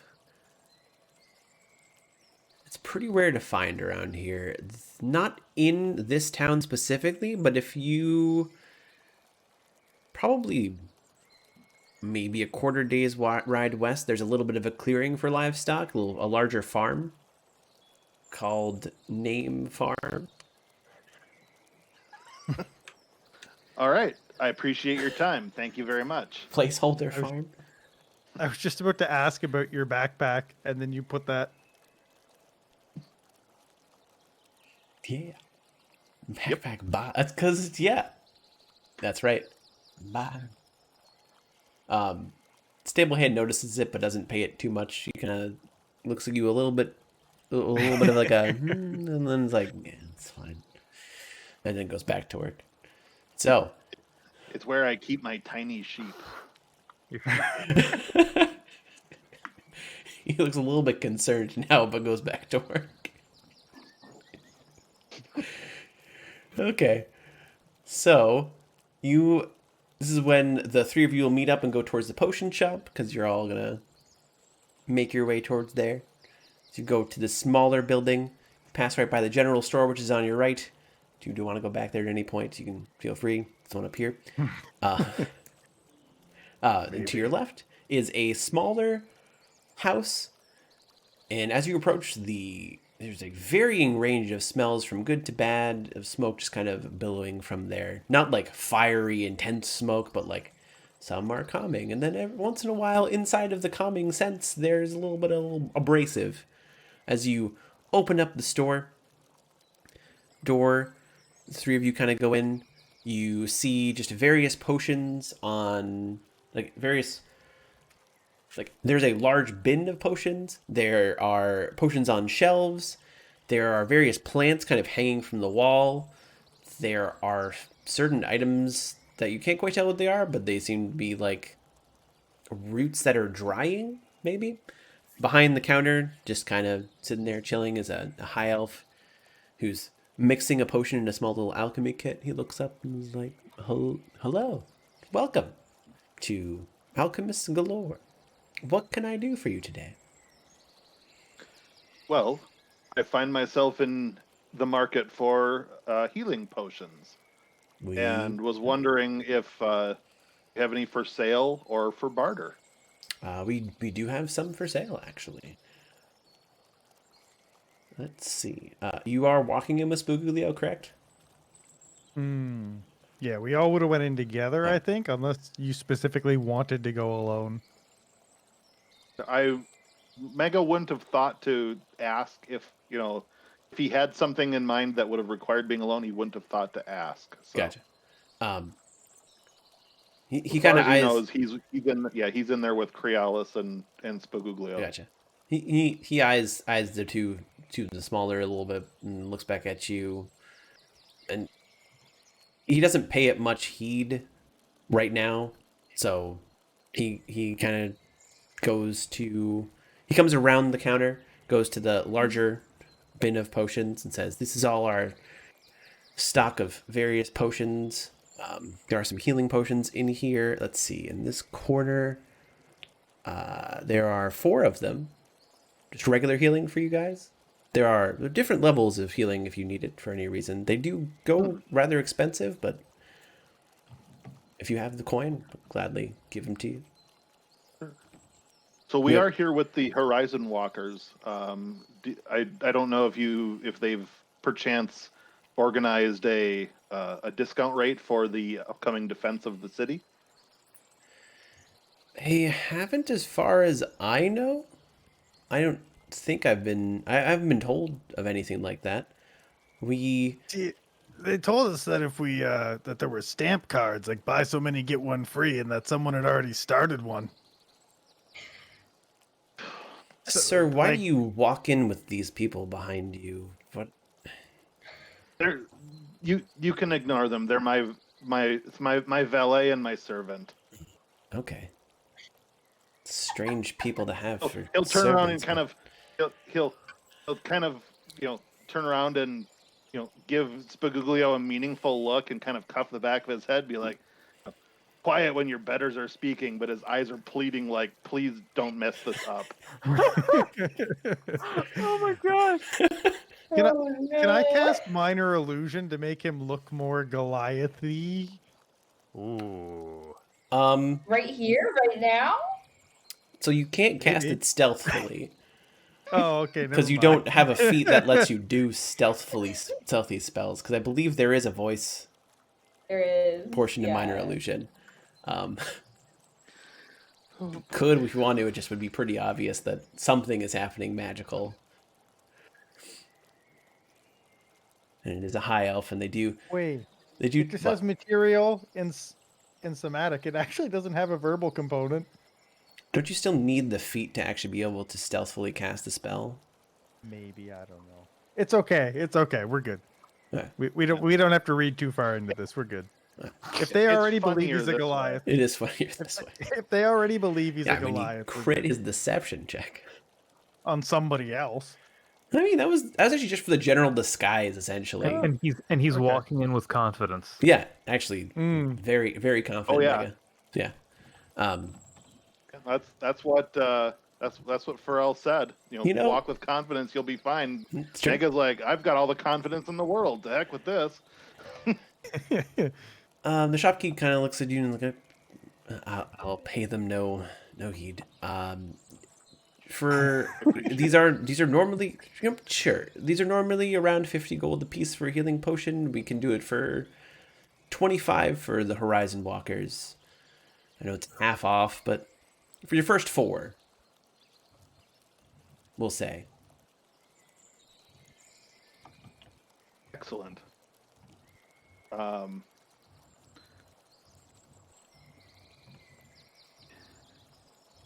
So he's going to turn to Spaguglio, and then he's going to hold his hand out and say, 25 gold.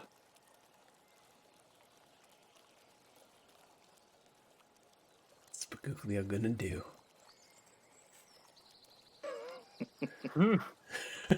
Thank you. Nice. He's gonna take from his gold pouch, take out another 50, and he's gonna buy 3 of them. Okay.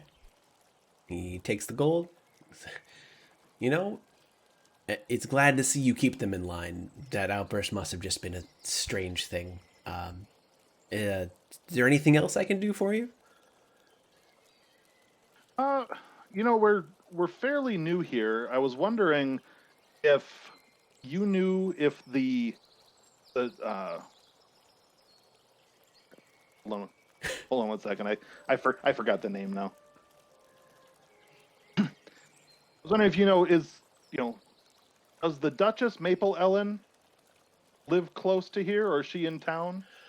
The Duchess. The Duchess Maple Ellen. She passed through here the other week. She was heading back out east from a trip out to the west to try and, rally some of the town's relief efforts, I guess. I didn't quite understand why she was coming through. That was the story that was said. But you know what? She's the Duchess. She can do whatever she wants. Absolutely. She probably headed back towards her hometown.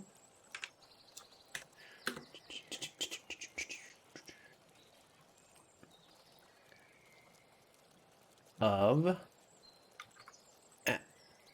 Anna Alinar, which is spelled ANA space ALL ANAR.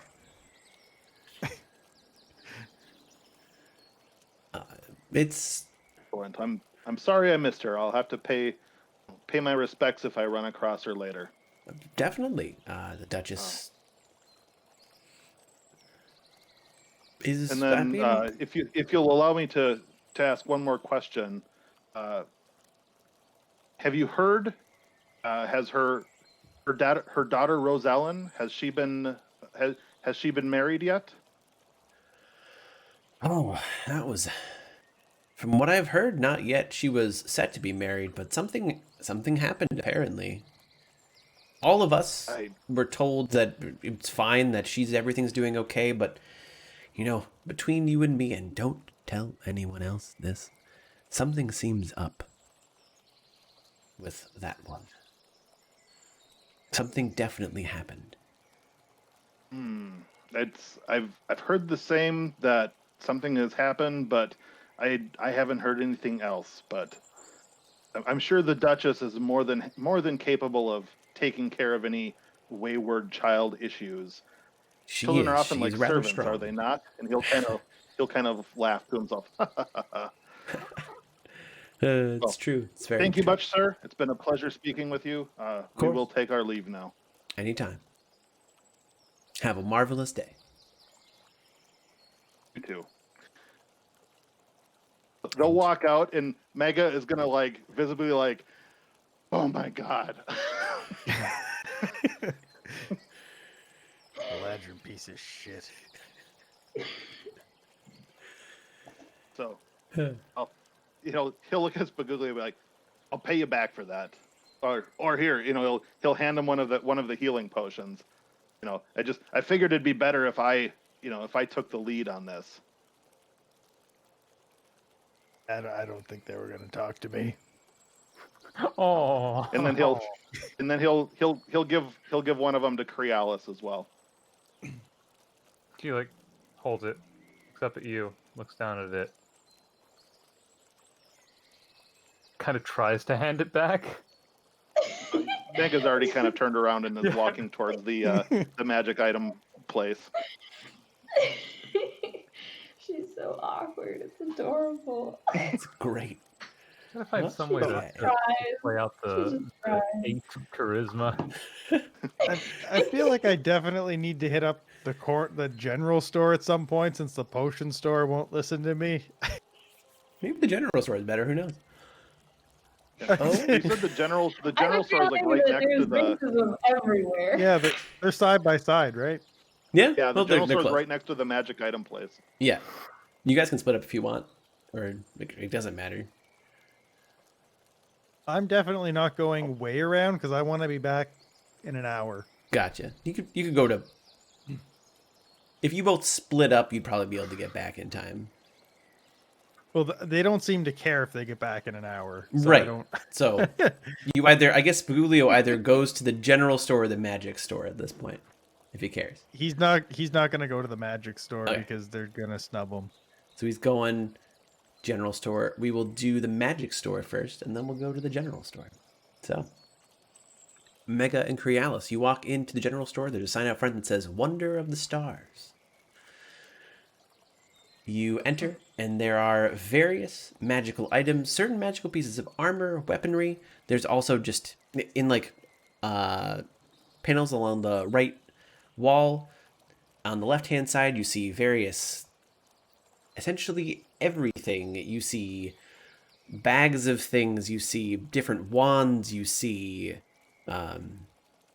things that are in like things that are in like leather packs. You see one scroll as well, just for the hell of it. And yeah.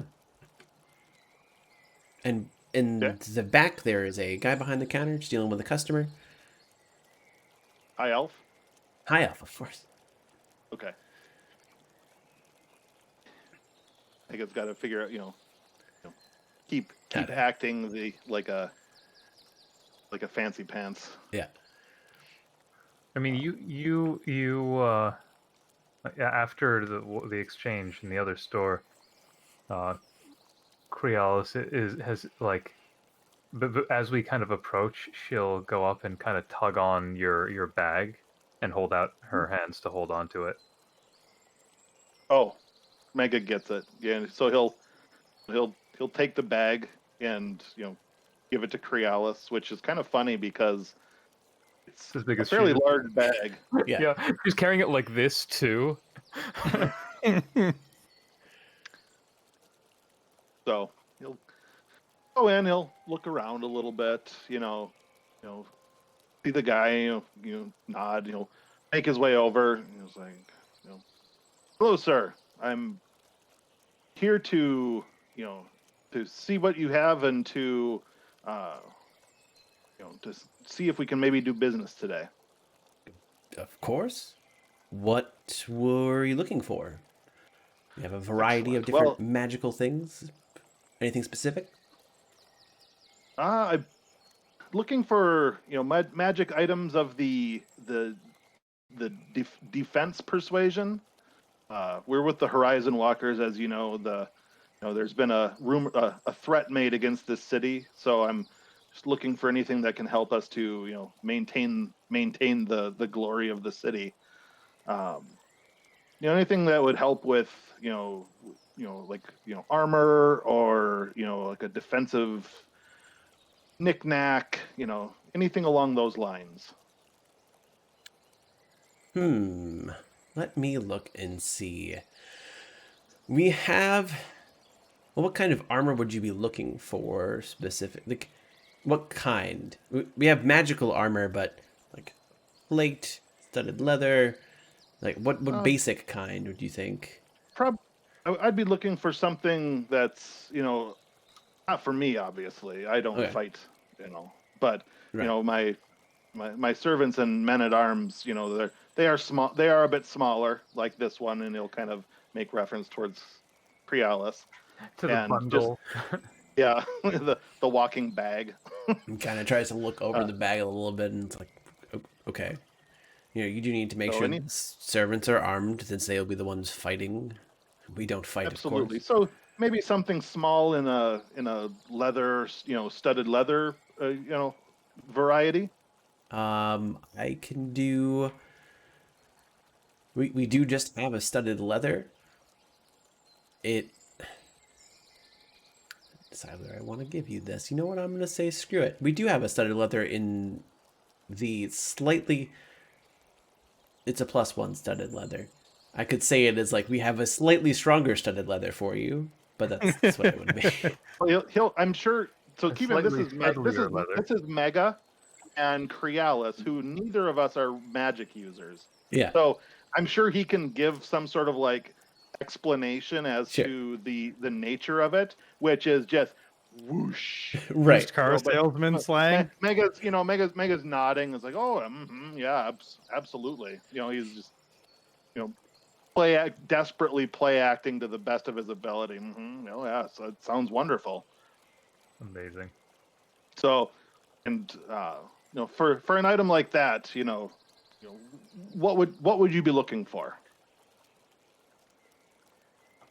So this is I'm just gonna preface this. This is like based off of what the internet says this kind of thing should. 200 gold because it's a +1. Interesting. Sadly I didn't bring quite that much. I wonder if we may, because of course with the battle coming up, I have every expectation that we will win.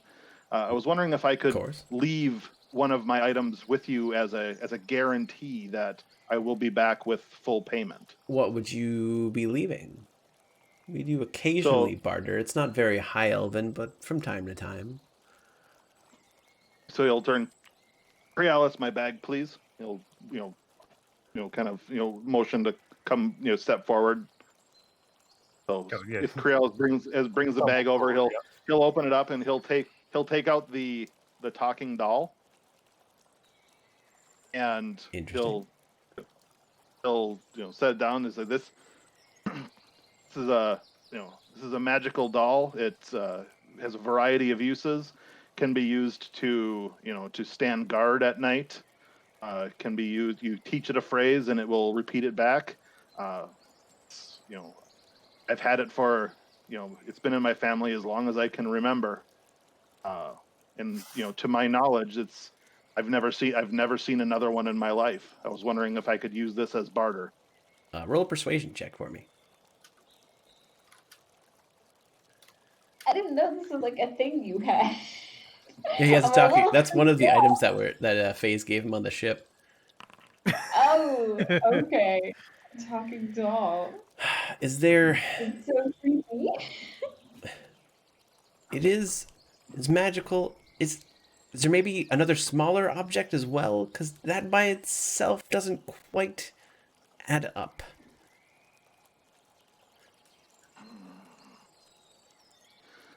So Mega will think about it. I don't have anything else that someone of your status would be interested in that I can think of. I could throw in another 12 gold, and I do have a bundle of freshly gathered ethereal plant that one of my servants found. I know it can be used for a variety of magical purposes, and to create potions and things like that. So I can throw the 12 gold and the bundle of plants in. Sadly, that's all I have, and it is very important that I keep we keep those who are actually going to be defending the city as safe as we can. Wouldn't you agree? Keep the gold. I'll take the ethereal plant, and just after the defense, we'll trade back. I'll make sure not to use it or any of them. We can trade back if that's what you want, or I can keep them. If that's also, we can go either way. We can talk about it when you come back. Absolutely. You and I will do business again then after the battle. And hold on, I think it's gonna maybe screw it up here. but he would do this. No, oh, no. Oh, and may Brigantia guide your steps. And you as well. And he nods. Okay. Yeah. So he'll take the smallish studded leather and Yeah. thank him again. You're welcome. Just look around, walk around the shelves looking, pretending like he knows anything about anything, Oh yeah, okay. Looks wonderful. And all right. Thank you again, sir, and he'll walk out. The one thing that catches your eye when you're looking at the shelves is there is a rectangular leather holding case about yay big, and the top is slightly open, and there seems to be card-like objects in it. And in the very back of it, as you kind of look at it, there is a strange symbol of an X, except one of the lines is a scroll and the other line is a pen. Okay. That is... So that is interesting. Mega, Mega's played cards on occasion, with the other shepherds. It's a lot of fun, and he knows Spaguglio is big into gambling and playing it, so he'll make a mental note of that. He is going to look around to see, if there's any like books or like if there's like a symbol on any book that he can just he'll look to see if he can try and remember it, because he's not going to know what it says, but he can try and like sketch out what the symbol is, and maybe Spaguglio or Kiva would know what it is. As far as there's nothing, that symbol doesn't appear anywhere else on anything else. Oh, not the symbol on the little rectangle, but it'll just look for other other scrolls or books or things. Oh, like with like that. specific symbols. That seems to be the only thing with that symbol in the shop. Okay, is there like a scroll or a book with any other symbol? Nothing else that seems to stand out specifically. Okay, it's not as unique as that. Okay, excellent. Then he'll go out, and when he goes out, he'll say to Crealis, "It's like, well, I think it's definitely too late for that meeting. So, what do you say we head back to the inn and get something to eat?" From you see the sack kind of like do a shake nod like up and down. he'll laugh a little bit to himself, and he'll grab them and say, I can take this, pick it up with one arm. He's like, I can take this again from here, and he'll sling it over his shoulder, and you want to ride back a bit with the ballast gone. He'll like kind of nod towards his his back or his shoulder, like, you want to ride? He'll look around, and if are there people about? Yeah, I mean there aren't a ton of people down this street. They tend to be mostly in the bazaar because this is for the more slightly expensive stuff. But there are the occasional elf passes by, and the occasional. Not every single person in here is an elf, but they mostly are. You just see the occasional Goliath. You see even the occasional gnome walk by. It's always Spaguglio. Yeah. It's not Spaguglio. He's just walking back and forth. Like, you say that, and kind of like she looks up like she wants to do it, and then she looks around and sees the people and shakes her head and just kind of hops along. Okay. Yeah, and I think it kind of picks it up at that point. He feels awkward having pretended to be something he's not. That's out of character for him. So he's trying to like, portray that he didn't mean it, and he's just he's a friend. He's that he doesn't really think that he's above anybody else. So it didn't really occur to him to to not do that. But when Krells is like, no, let's not do that, he's like, oh yeah, good idea. Yeah. Oh. Okay, so we'll do Spaguglio General Store, and then we're gonna do the little bit of the necromancy stuff.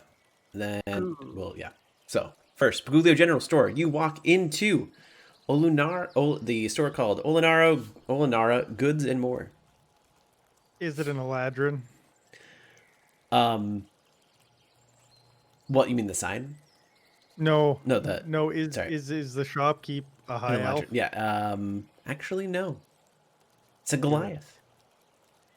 I walk Hello. in and I just kind of like tap my hands on the desk to show that there's someone here. Oh, he kind of looks down and says, "Hello, little one. What can I get for you today?" So, I have this co-worker who's not very good at magic spells, and she really wants to make things go boom.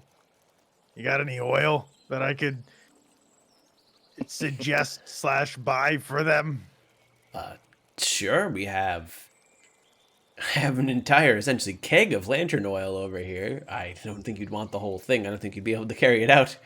I could barely even carry it out. But sure. That's saying something. Yeah, that is. Trust me, that is saying something. How Sure. much does that go for?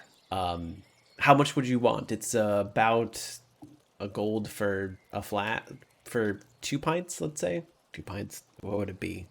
Let's say 4 flasks. I'll take Math. 4 flasks. 4 flasks gold for for a 4 gold flasks. sounds pretty good. Sure.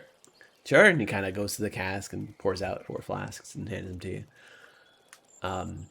Anything else I can get you today? Do you have any fuse for that oil that you might want to use? I don't know if you're trying to... What are you exactly trying to make? Oh, a river of fire. Okay, then you don't Hell, need a yeah, fuse. no, That's I don't fine. need a fuse, no. I mean... I got a short fuse already, if you know what I mean. I understand that, being around all these high elves. Well, Galadrin Took- scum. He pulls out the Sword of Vengeance. And he kind of puts it on the table. And he's like, You ever seen a sword like this? I've seen... I mean, maybe not just like... that looks like a short sword with a little bit of magic. I don't know. Is there anything special about that? Yeah, but I can't get into any of the magic stores to do anything with it.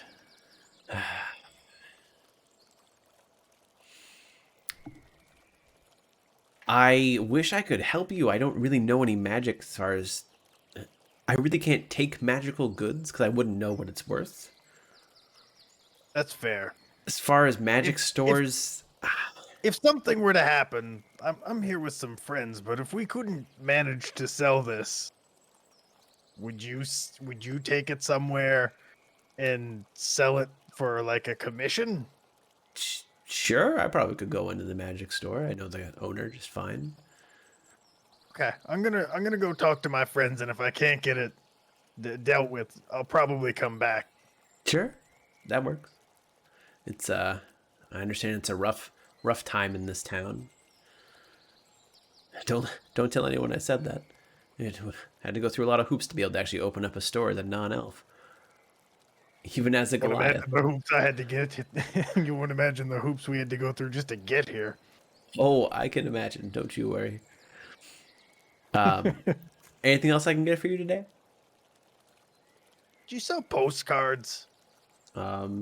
Sure. or something I could send in an Yeah. email.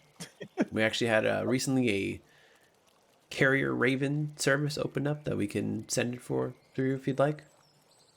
Okay, I'll do that. Sure. Yeah. Do you want to send it right away? We can give you the postcard. You can write it down, and I'll send it out second I can.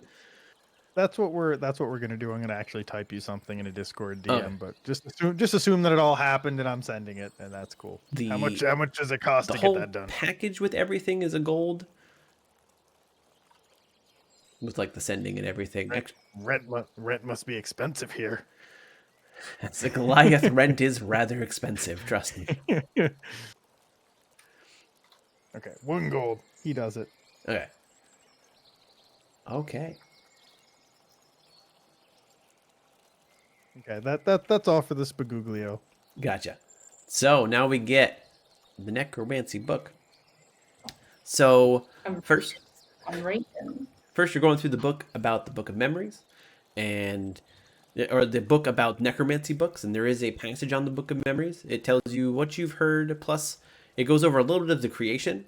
The Book of Memories was created a very long time ago by 5 very powerful necromancers, in an attempt to remember. There was a very large battle that happened, and it was created in an attempt to remember their fallen comrades. Somewhere along the line of its creation, it turned rather sinister, but the creation of the book itself was actually just meant to be like in memory of the fallen. Over the years, various copies of out of the 5, they keep on popping up randomly throughout history. The ones that are the only one that is known as in the book does say something about the Shadow has like one of the book is owned by a creature known the Shadow. It's the only book that is known. The other 4 are missing, as far as the book is concerned. Necromancy 101 teaches you how to start on the necromantic arts, and it goes over some of the gods you might have to pray to start that process. It's a long process. It takes a little bit of your soul every single time that you do a little bit of necromancy. It just goes over the basics, though. If you studied it for like a month, you probably could learn how to resurrect a zombie. She's not looking to do that. She Okay. just kind of wants to know. So if she encounters things, she'll be like, yeah, I know. I've read about that once upon a time, you know? Okay. It goes over the basics, kind of like necromancy draws a little bit upon your life essence whenever you use it, but necromancers have certain ways of extending their life essence. It vaguely mentions liches. You have another book that goes more into depth with it, but it does say like some necromancers aspire to lichdom, and we'll cover that in the next or one of the other issues of necromancy. Buy volume 2. Buy volume 2 now. Volume 2 for more info. And then your last book, Wake Me Up Inside, is all about how you become a lich. It goes over the rituals, the multitudes of souls that have to be sacrificed, the creation of a phylactery. It goes over that entire process. How lich cannot be killed unless their phylactery is destroyed, but liches who have tended to be living for potentially thousands and thousands of years, it is rather hard to find a lich's phylactery. And it also mentions, like, in the book, in the margins of how to become a lich, it puts, like, you might want to keep your phylactery close by or far away. It really depends on what your thoughts are. Are these adventurer types trying to chase you? If they are, maybe you should put your phylactery here. And little notes on how to do that. Uh-huh. And that's the necromancy section. Yeah. Yeah. Do I find anything on like ghosts, apparitions, otherworldly, other planar figures? There's like a bestiary book of like Yeah. different things that are resurrected, different types of things that get brought back from the dead. There's also like a minor magical item book that talks about the same kind of thing. There's a reference to something called the Sword of Zeriel, which is Zirael.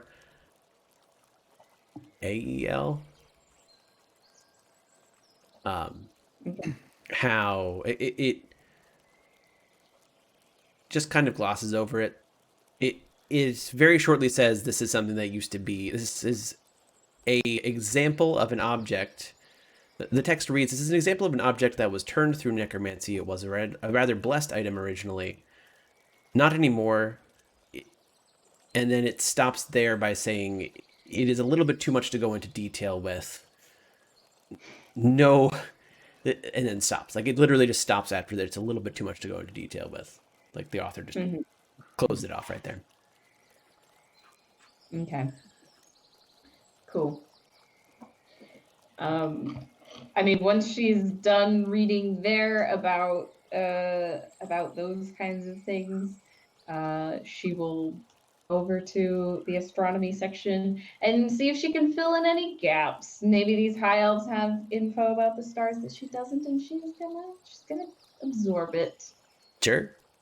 They're gonna let her hang out here. She's going to take all of their time and will study through the night. She is going to treat this place like a library, whether or not it is one. Gotcha. And yeah, you find some astronomy books You learn some more stuff about the stars. Nothing that's like extremely imperative, but your knowledge of the night sky increases. Yep, just kind of fills in some of her star charts that were maybe kind of incomplete. Gets like new inspiration about certain configurations and constellations, that sort of thing. Um, cool. Yeah. So now we have Spaguglio and the town hall. Mega and Crealis, you actually notice as you're walking towards one of the walls that there is a very lavish carriage that is pulled in the front. Spaguglio, as you are walking, but you're walking away from it. So Spaguglio, as you're walking towards the town hall to go meet Farrell, the carriage seems to be pulling up to the town hall. There are 5 to 6 knights around it, apparently guarding it. As you walk towards the town hall, Farrell is outside and she finds you. Then she looks at you and kind of chuckles a little bit and is like, you showed up. Someone showed up. Nice to... I told you I'd be here. I'm a man of my word. I bet you are. Okay. And she looks at the carriage and is like, well, shit. That... You know, maybe we should stay outside just for a little bit and we'll watch this happen. I'll explain to you. This is... Let's just hold back a little bit and we'll go in after. So as the carriage pulls up to the side and the door opens up, you actually notice on the very side of the carriage, there are the words... actually, do you speak Elvish? Don't think it. Do not think so. You do not. Where are You my- just see scribblings on the side of the cart. Damn straight. Out walks a high elf. And what you see in front of you has never screamed privilege more than anything you've seen in your entire life. 7 feet tall, long flowing bleach blonde locks, eyes as blue as the sky, eyebrows that seem to rest in an almost contemptuous fashion, and skin as fair as you've ever seen. He's wearing a 3-pronged crown that looks like it was carved from a tree branch or tree branches, mage robes that run down to his ankles, made from the silk that you estimate costs around 5 platinum per thread, and a kingly cape to top things off.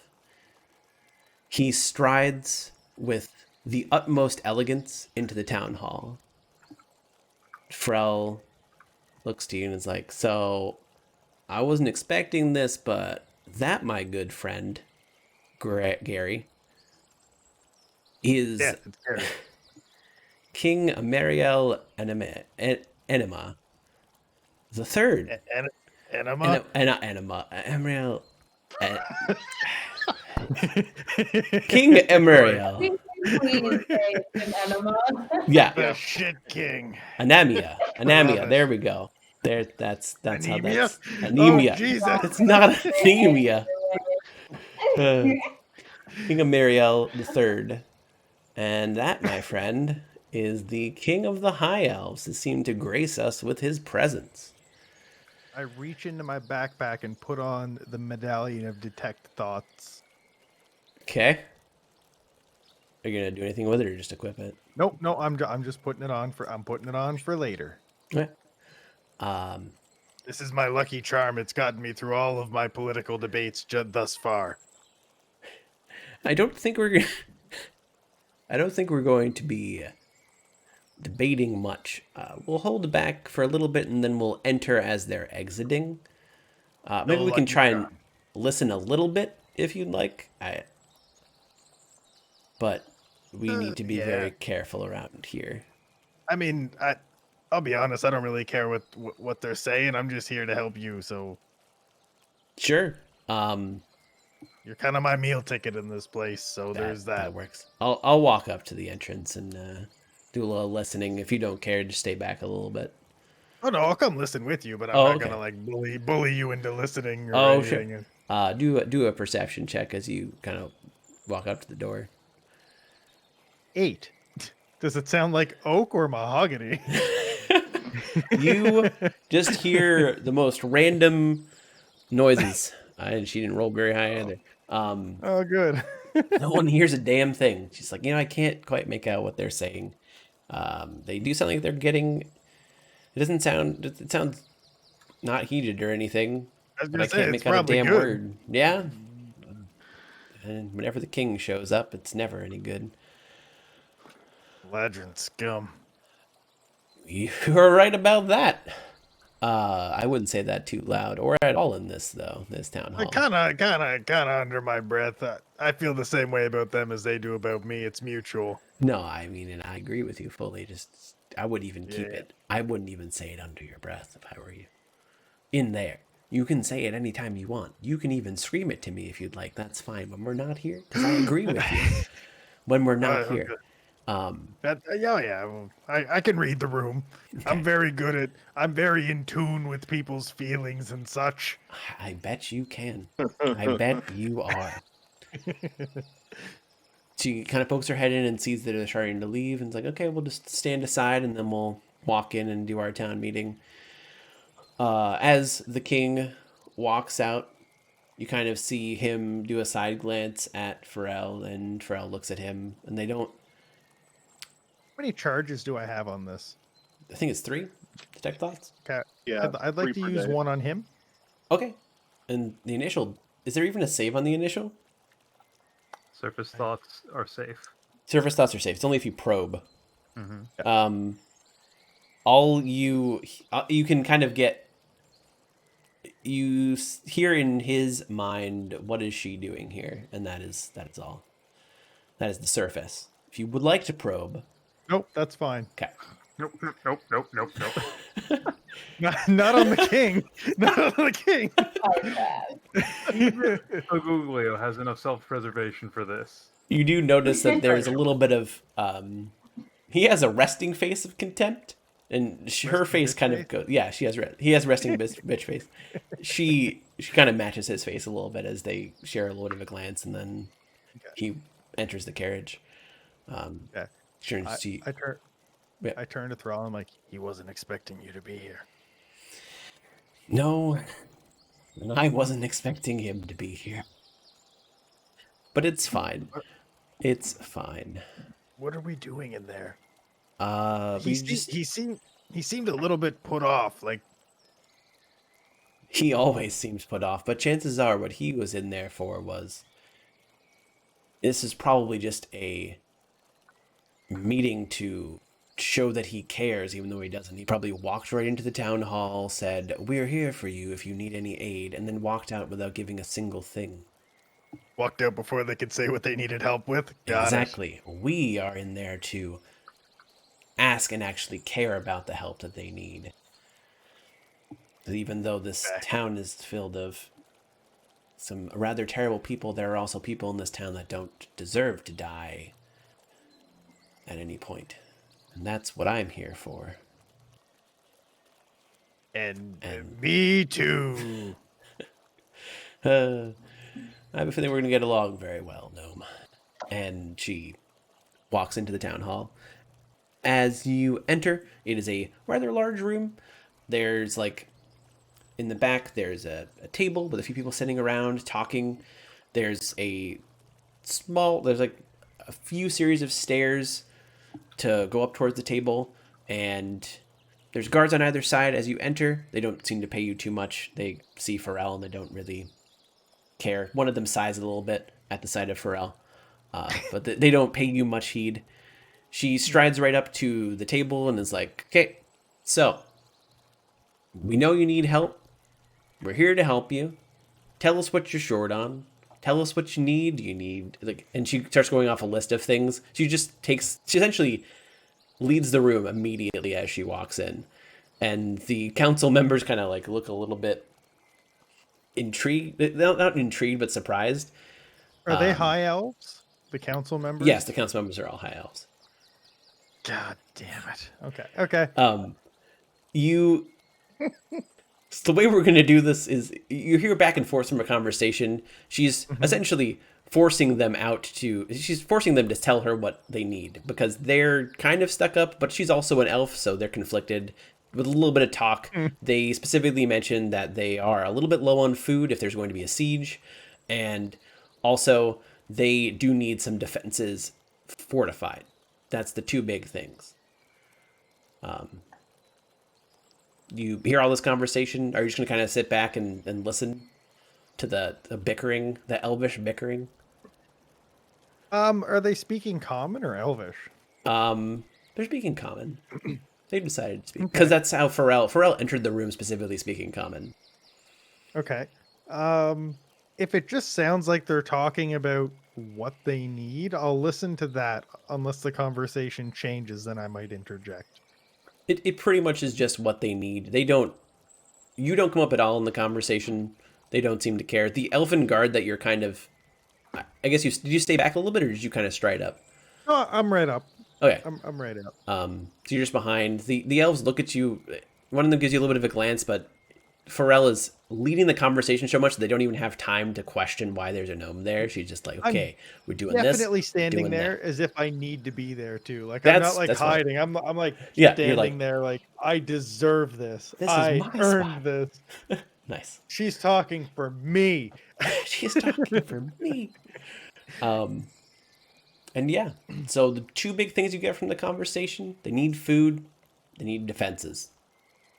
And she kind of, once the conversation is done, one of them is about to start a sentence, she turns around, looks at you and says, okay, we got what we need, time to go. And I'm a starts on the very way. good cook. I could maybe help with food stuff. She lets out one of the deeper laughs you've ever heard an elf laugh, because they're a little bit normal in the higher pitch. It's just like a belly laugh at that as she just walks out. I kind of turn back to people who are probably disgusted with me. Yeah. And I say, A really good cook. and One of I leave. okay, cool. You just walk right out. A Yeah. really good cook. Yeah. This is me trying to put myself on the map. Oh, of Like, course. maybe they'll take me up on this and maybe my restaurant isn't failing after this. I love that you're going to high elves for your cooking. Like, that's I'm fine. just saying, they could hire you me know. to cater the whole town. It's true. So you get past the guards. Pharrell looks at you and is like, we got what we needed. As you probably can tell, it was kind of like pulling teeth, but I know my way around these people at this point. So We why? Why don't we just bring the stuff? Why do we gotta talk to them about this? Like, we're talking about food. Why don't we just bring it in, distribute it? if I had infinite resources, I would gladly do that. Like, they need help. Yes. They got a huge stick up their ass, so they're not just gonna ask for it. So I have to pull it out of them, yeah.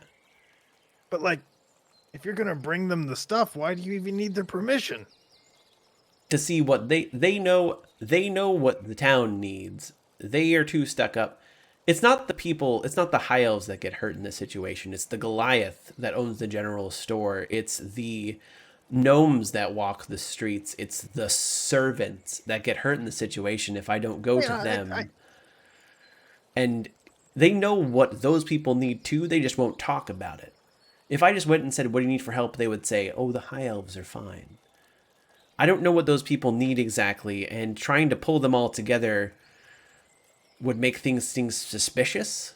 There's a rebellion going on at the moment. Yeah. And if all of the other races come together, even if I'm just trying to find out what their basic needs are, they'd say rebellion and lock all of them up. I mean, we could try to convince them it's a union, but you're probably right. I don't think at this point anyone could convince them it's a union, but I like your style. Maybe not. I like to think outside the box. Nah, that's fine. Okay. If you'd like to go meet up with Greg, we're gonna set up this defenses. I'm gonna need your help with the food and the defenses. I'm a really good cook. You That's could learn great. a thing That's great. or several. Maybe I'll help, actually. I have a couple other things I need to do, but I'll probably be back to help at least with the food and the defenses for a little bit. I have some Okay. people I have to rally for the defense myself. You want to go? So yeah, we'll meet later. Ha, And- meat. That's a food thing. That is a food thing. Amazing. God. That's Spaguglio's closest attempt at hitting on someone. That's a food thing.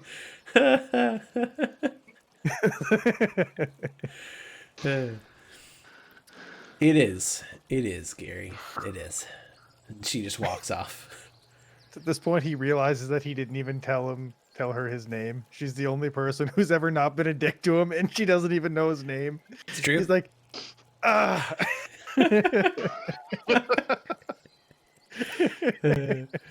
Oh, Spaguglio. So, everyone, as far as Crealis and Mega, you go along the walls, you notice that they're setting up some extra defenses. Do you want to help out at all, or are you just kind of doing like a perimeter search?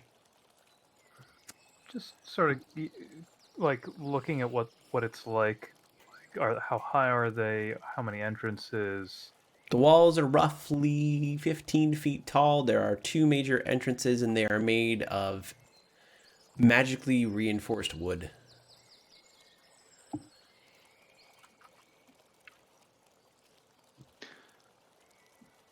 Mega will, if it looks like anybody, clearly needs help, like lifting something heavy, Mega will offer to help. Otherwise, he'll just kind of walk along with Crealis and observe and kind of get the lay of the land.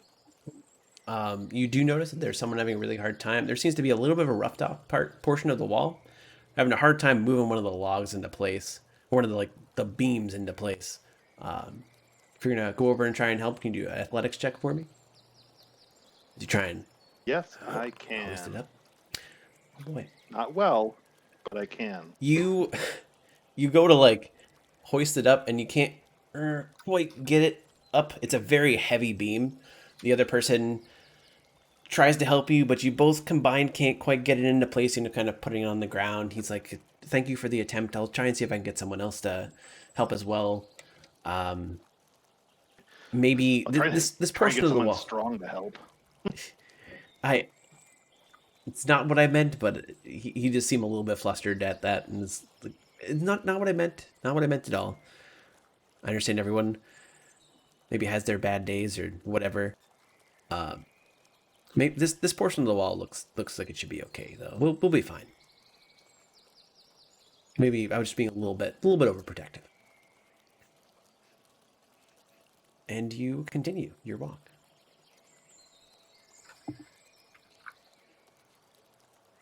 Eva doing through all this? Reading books. What has she read? This is like what she do. She essentially reads everything about astronomy at this point. Yeah, all the necromancy books read. Yeah. All the astronomy books read. Next up, if there's still time and daylight, even if there's not daylight, local flora and fauna. You do read that there is more ethereal plant around. It's actually a kind of it's not numerous so much as it's abundant. easily findable. Abundant, yes. Yeah. On local flora and fauna, you read that some of the trees here are expected to be older than Alara itself. It's a cool little fun fact. Not Alara itself, but thousands of years before the elves even colonized it, some of the trees are still alive. Something seems to be keeping them alive throughout what would normally be a tree's life cycle. It's one of the reasons the elves settled the east side. That's why they settled the east side specifically, is the trees intrigued them. You get a little bit of history lesson on the elves that settled the east. It is getting dark, and the library is closing down at this point. She pushes it a little bit. Sure. She kind of like she's consumed all that she wants to consume, but there's still more books to be read. So she reads half of one more book as I'm sure the shopkeeper can tell, but yeah, Kiva's not going anywhere until she's ready. Right. Kind of a thing. So Kiva just kind of pushes her boundaries a little bit before leaving. No, that's fine. The shopkeep gets everything all set up, is cleaning up any books that are out and about. Seems to be hovering around you a little more than normal, but isn't saying anything specifically. Grabs grabs her key and starts kind of heading towards the door. Then pretends she missed something and walks back a little bit, and then heads to the door and looks at you and is like, "We are closing up. If you want to take that one home, that's totally fine." Kiva doesn't say anything and just pockets the book and walks out. Sure. It's a library. Just It's a bring lib- it back later. Yep. Okay, so you walk out and head over to Greg at the inn. One Oh, important yeah. question before we go there. Yes. What is the light pollution like around here? I gotta know. The light pollution? Can I see my stars? You can see your stars through the trees. It's a dense-ish canopy, but with a little bit you can make out. They're definitely. It's not the clearest sky because of the trees, but you can see some of them. Sure. The light pollution Are there isn't too any high. trees near the inn? Is there any what? Trees near the inn. Yes, there is. Wait a minute. In this building right here. So there are some trees around it. Cool. She might just climb one of those after they're done meeting with Greg. I want to see Sure. Kiva. I want to see Kiva climb a tree. I mean, We are actually, when talking- she reaches up, she's already halfway up. That's true. Well, these are like 40-foot Yeah. trees, are they not? They are Like- massive. A quarter of the way up. Like Goliath trees. Perfect. Yeah. She can't get a room with her dude. She's sleeping in a tree. Or not sleeping. Do you guys want to call it there? Because we can do next time. We just do Greg and the actual defense. I think that's good. Okay. Yeah, I think that makes sense. That's good. Wrapping up point. So, for next week, we will. Did we get level 4 off that? No. Level up, please. Did we level off of nothing? We didn't even fight a single creature. Well, I mean, it doesn't have to fight creatures. If you went around a symbol, like, I don't just give I level read a up lot off of killing, but.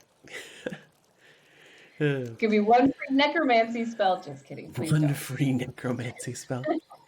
Would you fill out your punch card already? You read that many books? Read 8 Real. books to get a free necromancy spell? That's how it works. That's how it works. Anyway, all you guys have a great rest of your night. Thanks for stopping by, and I'll see you tomorrow. Good. Good. Thanks.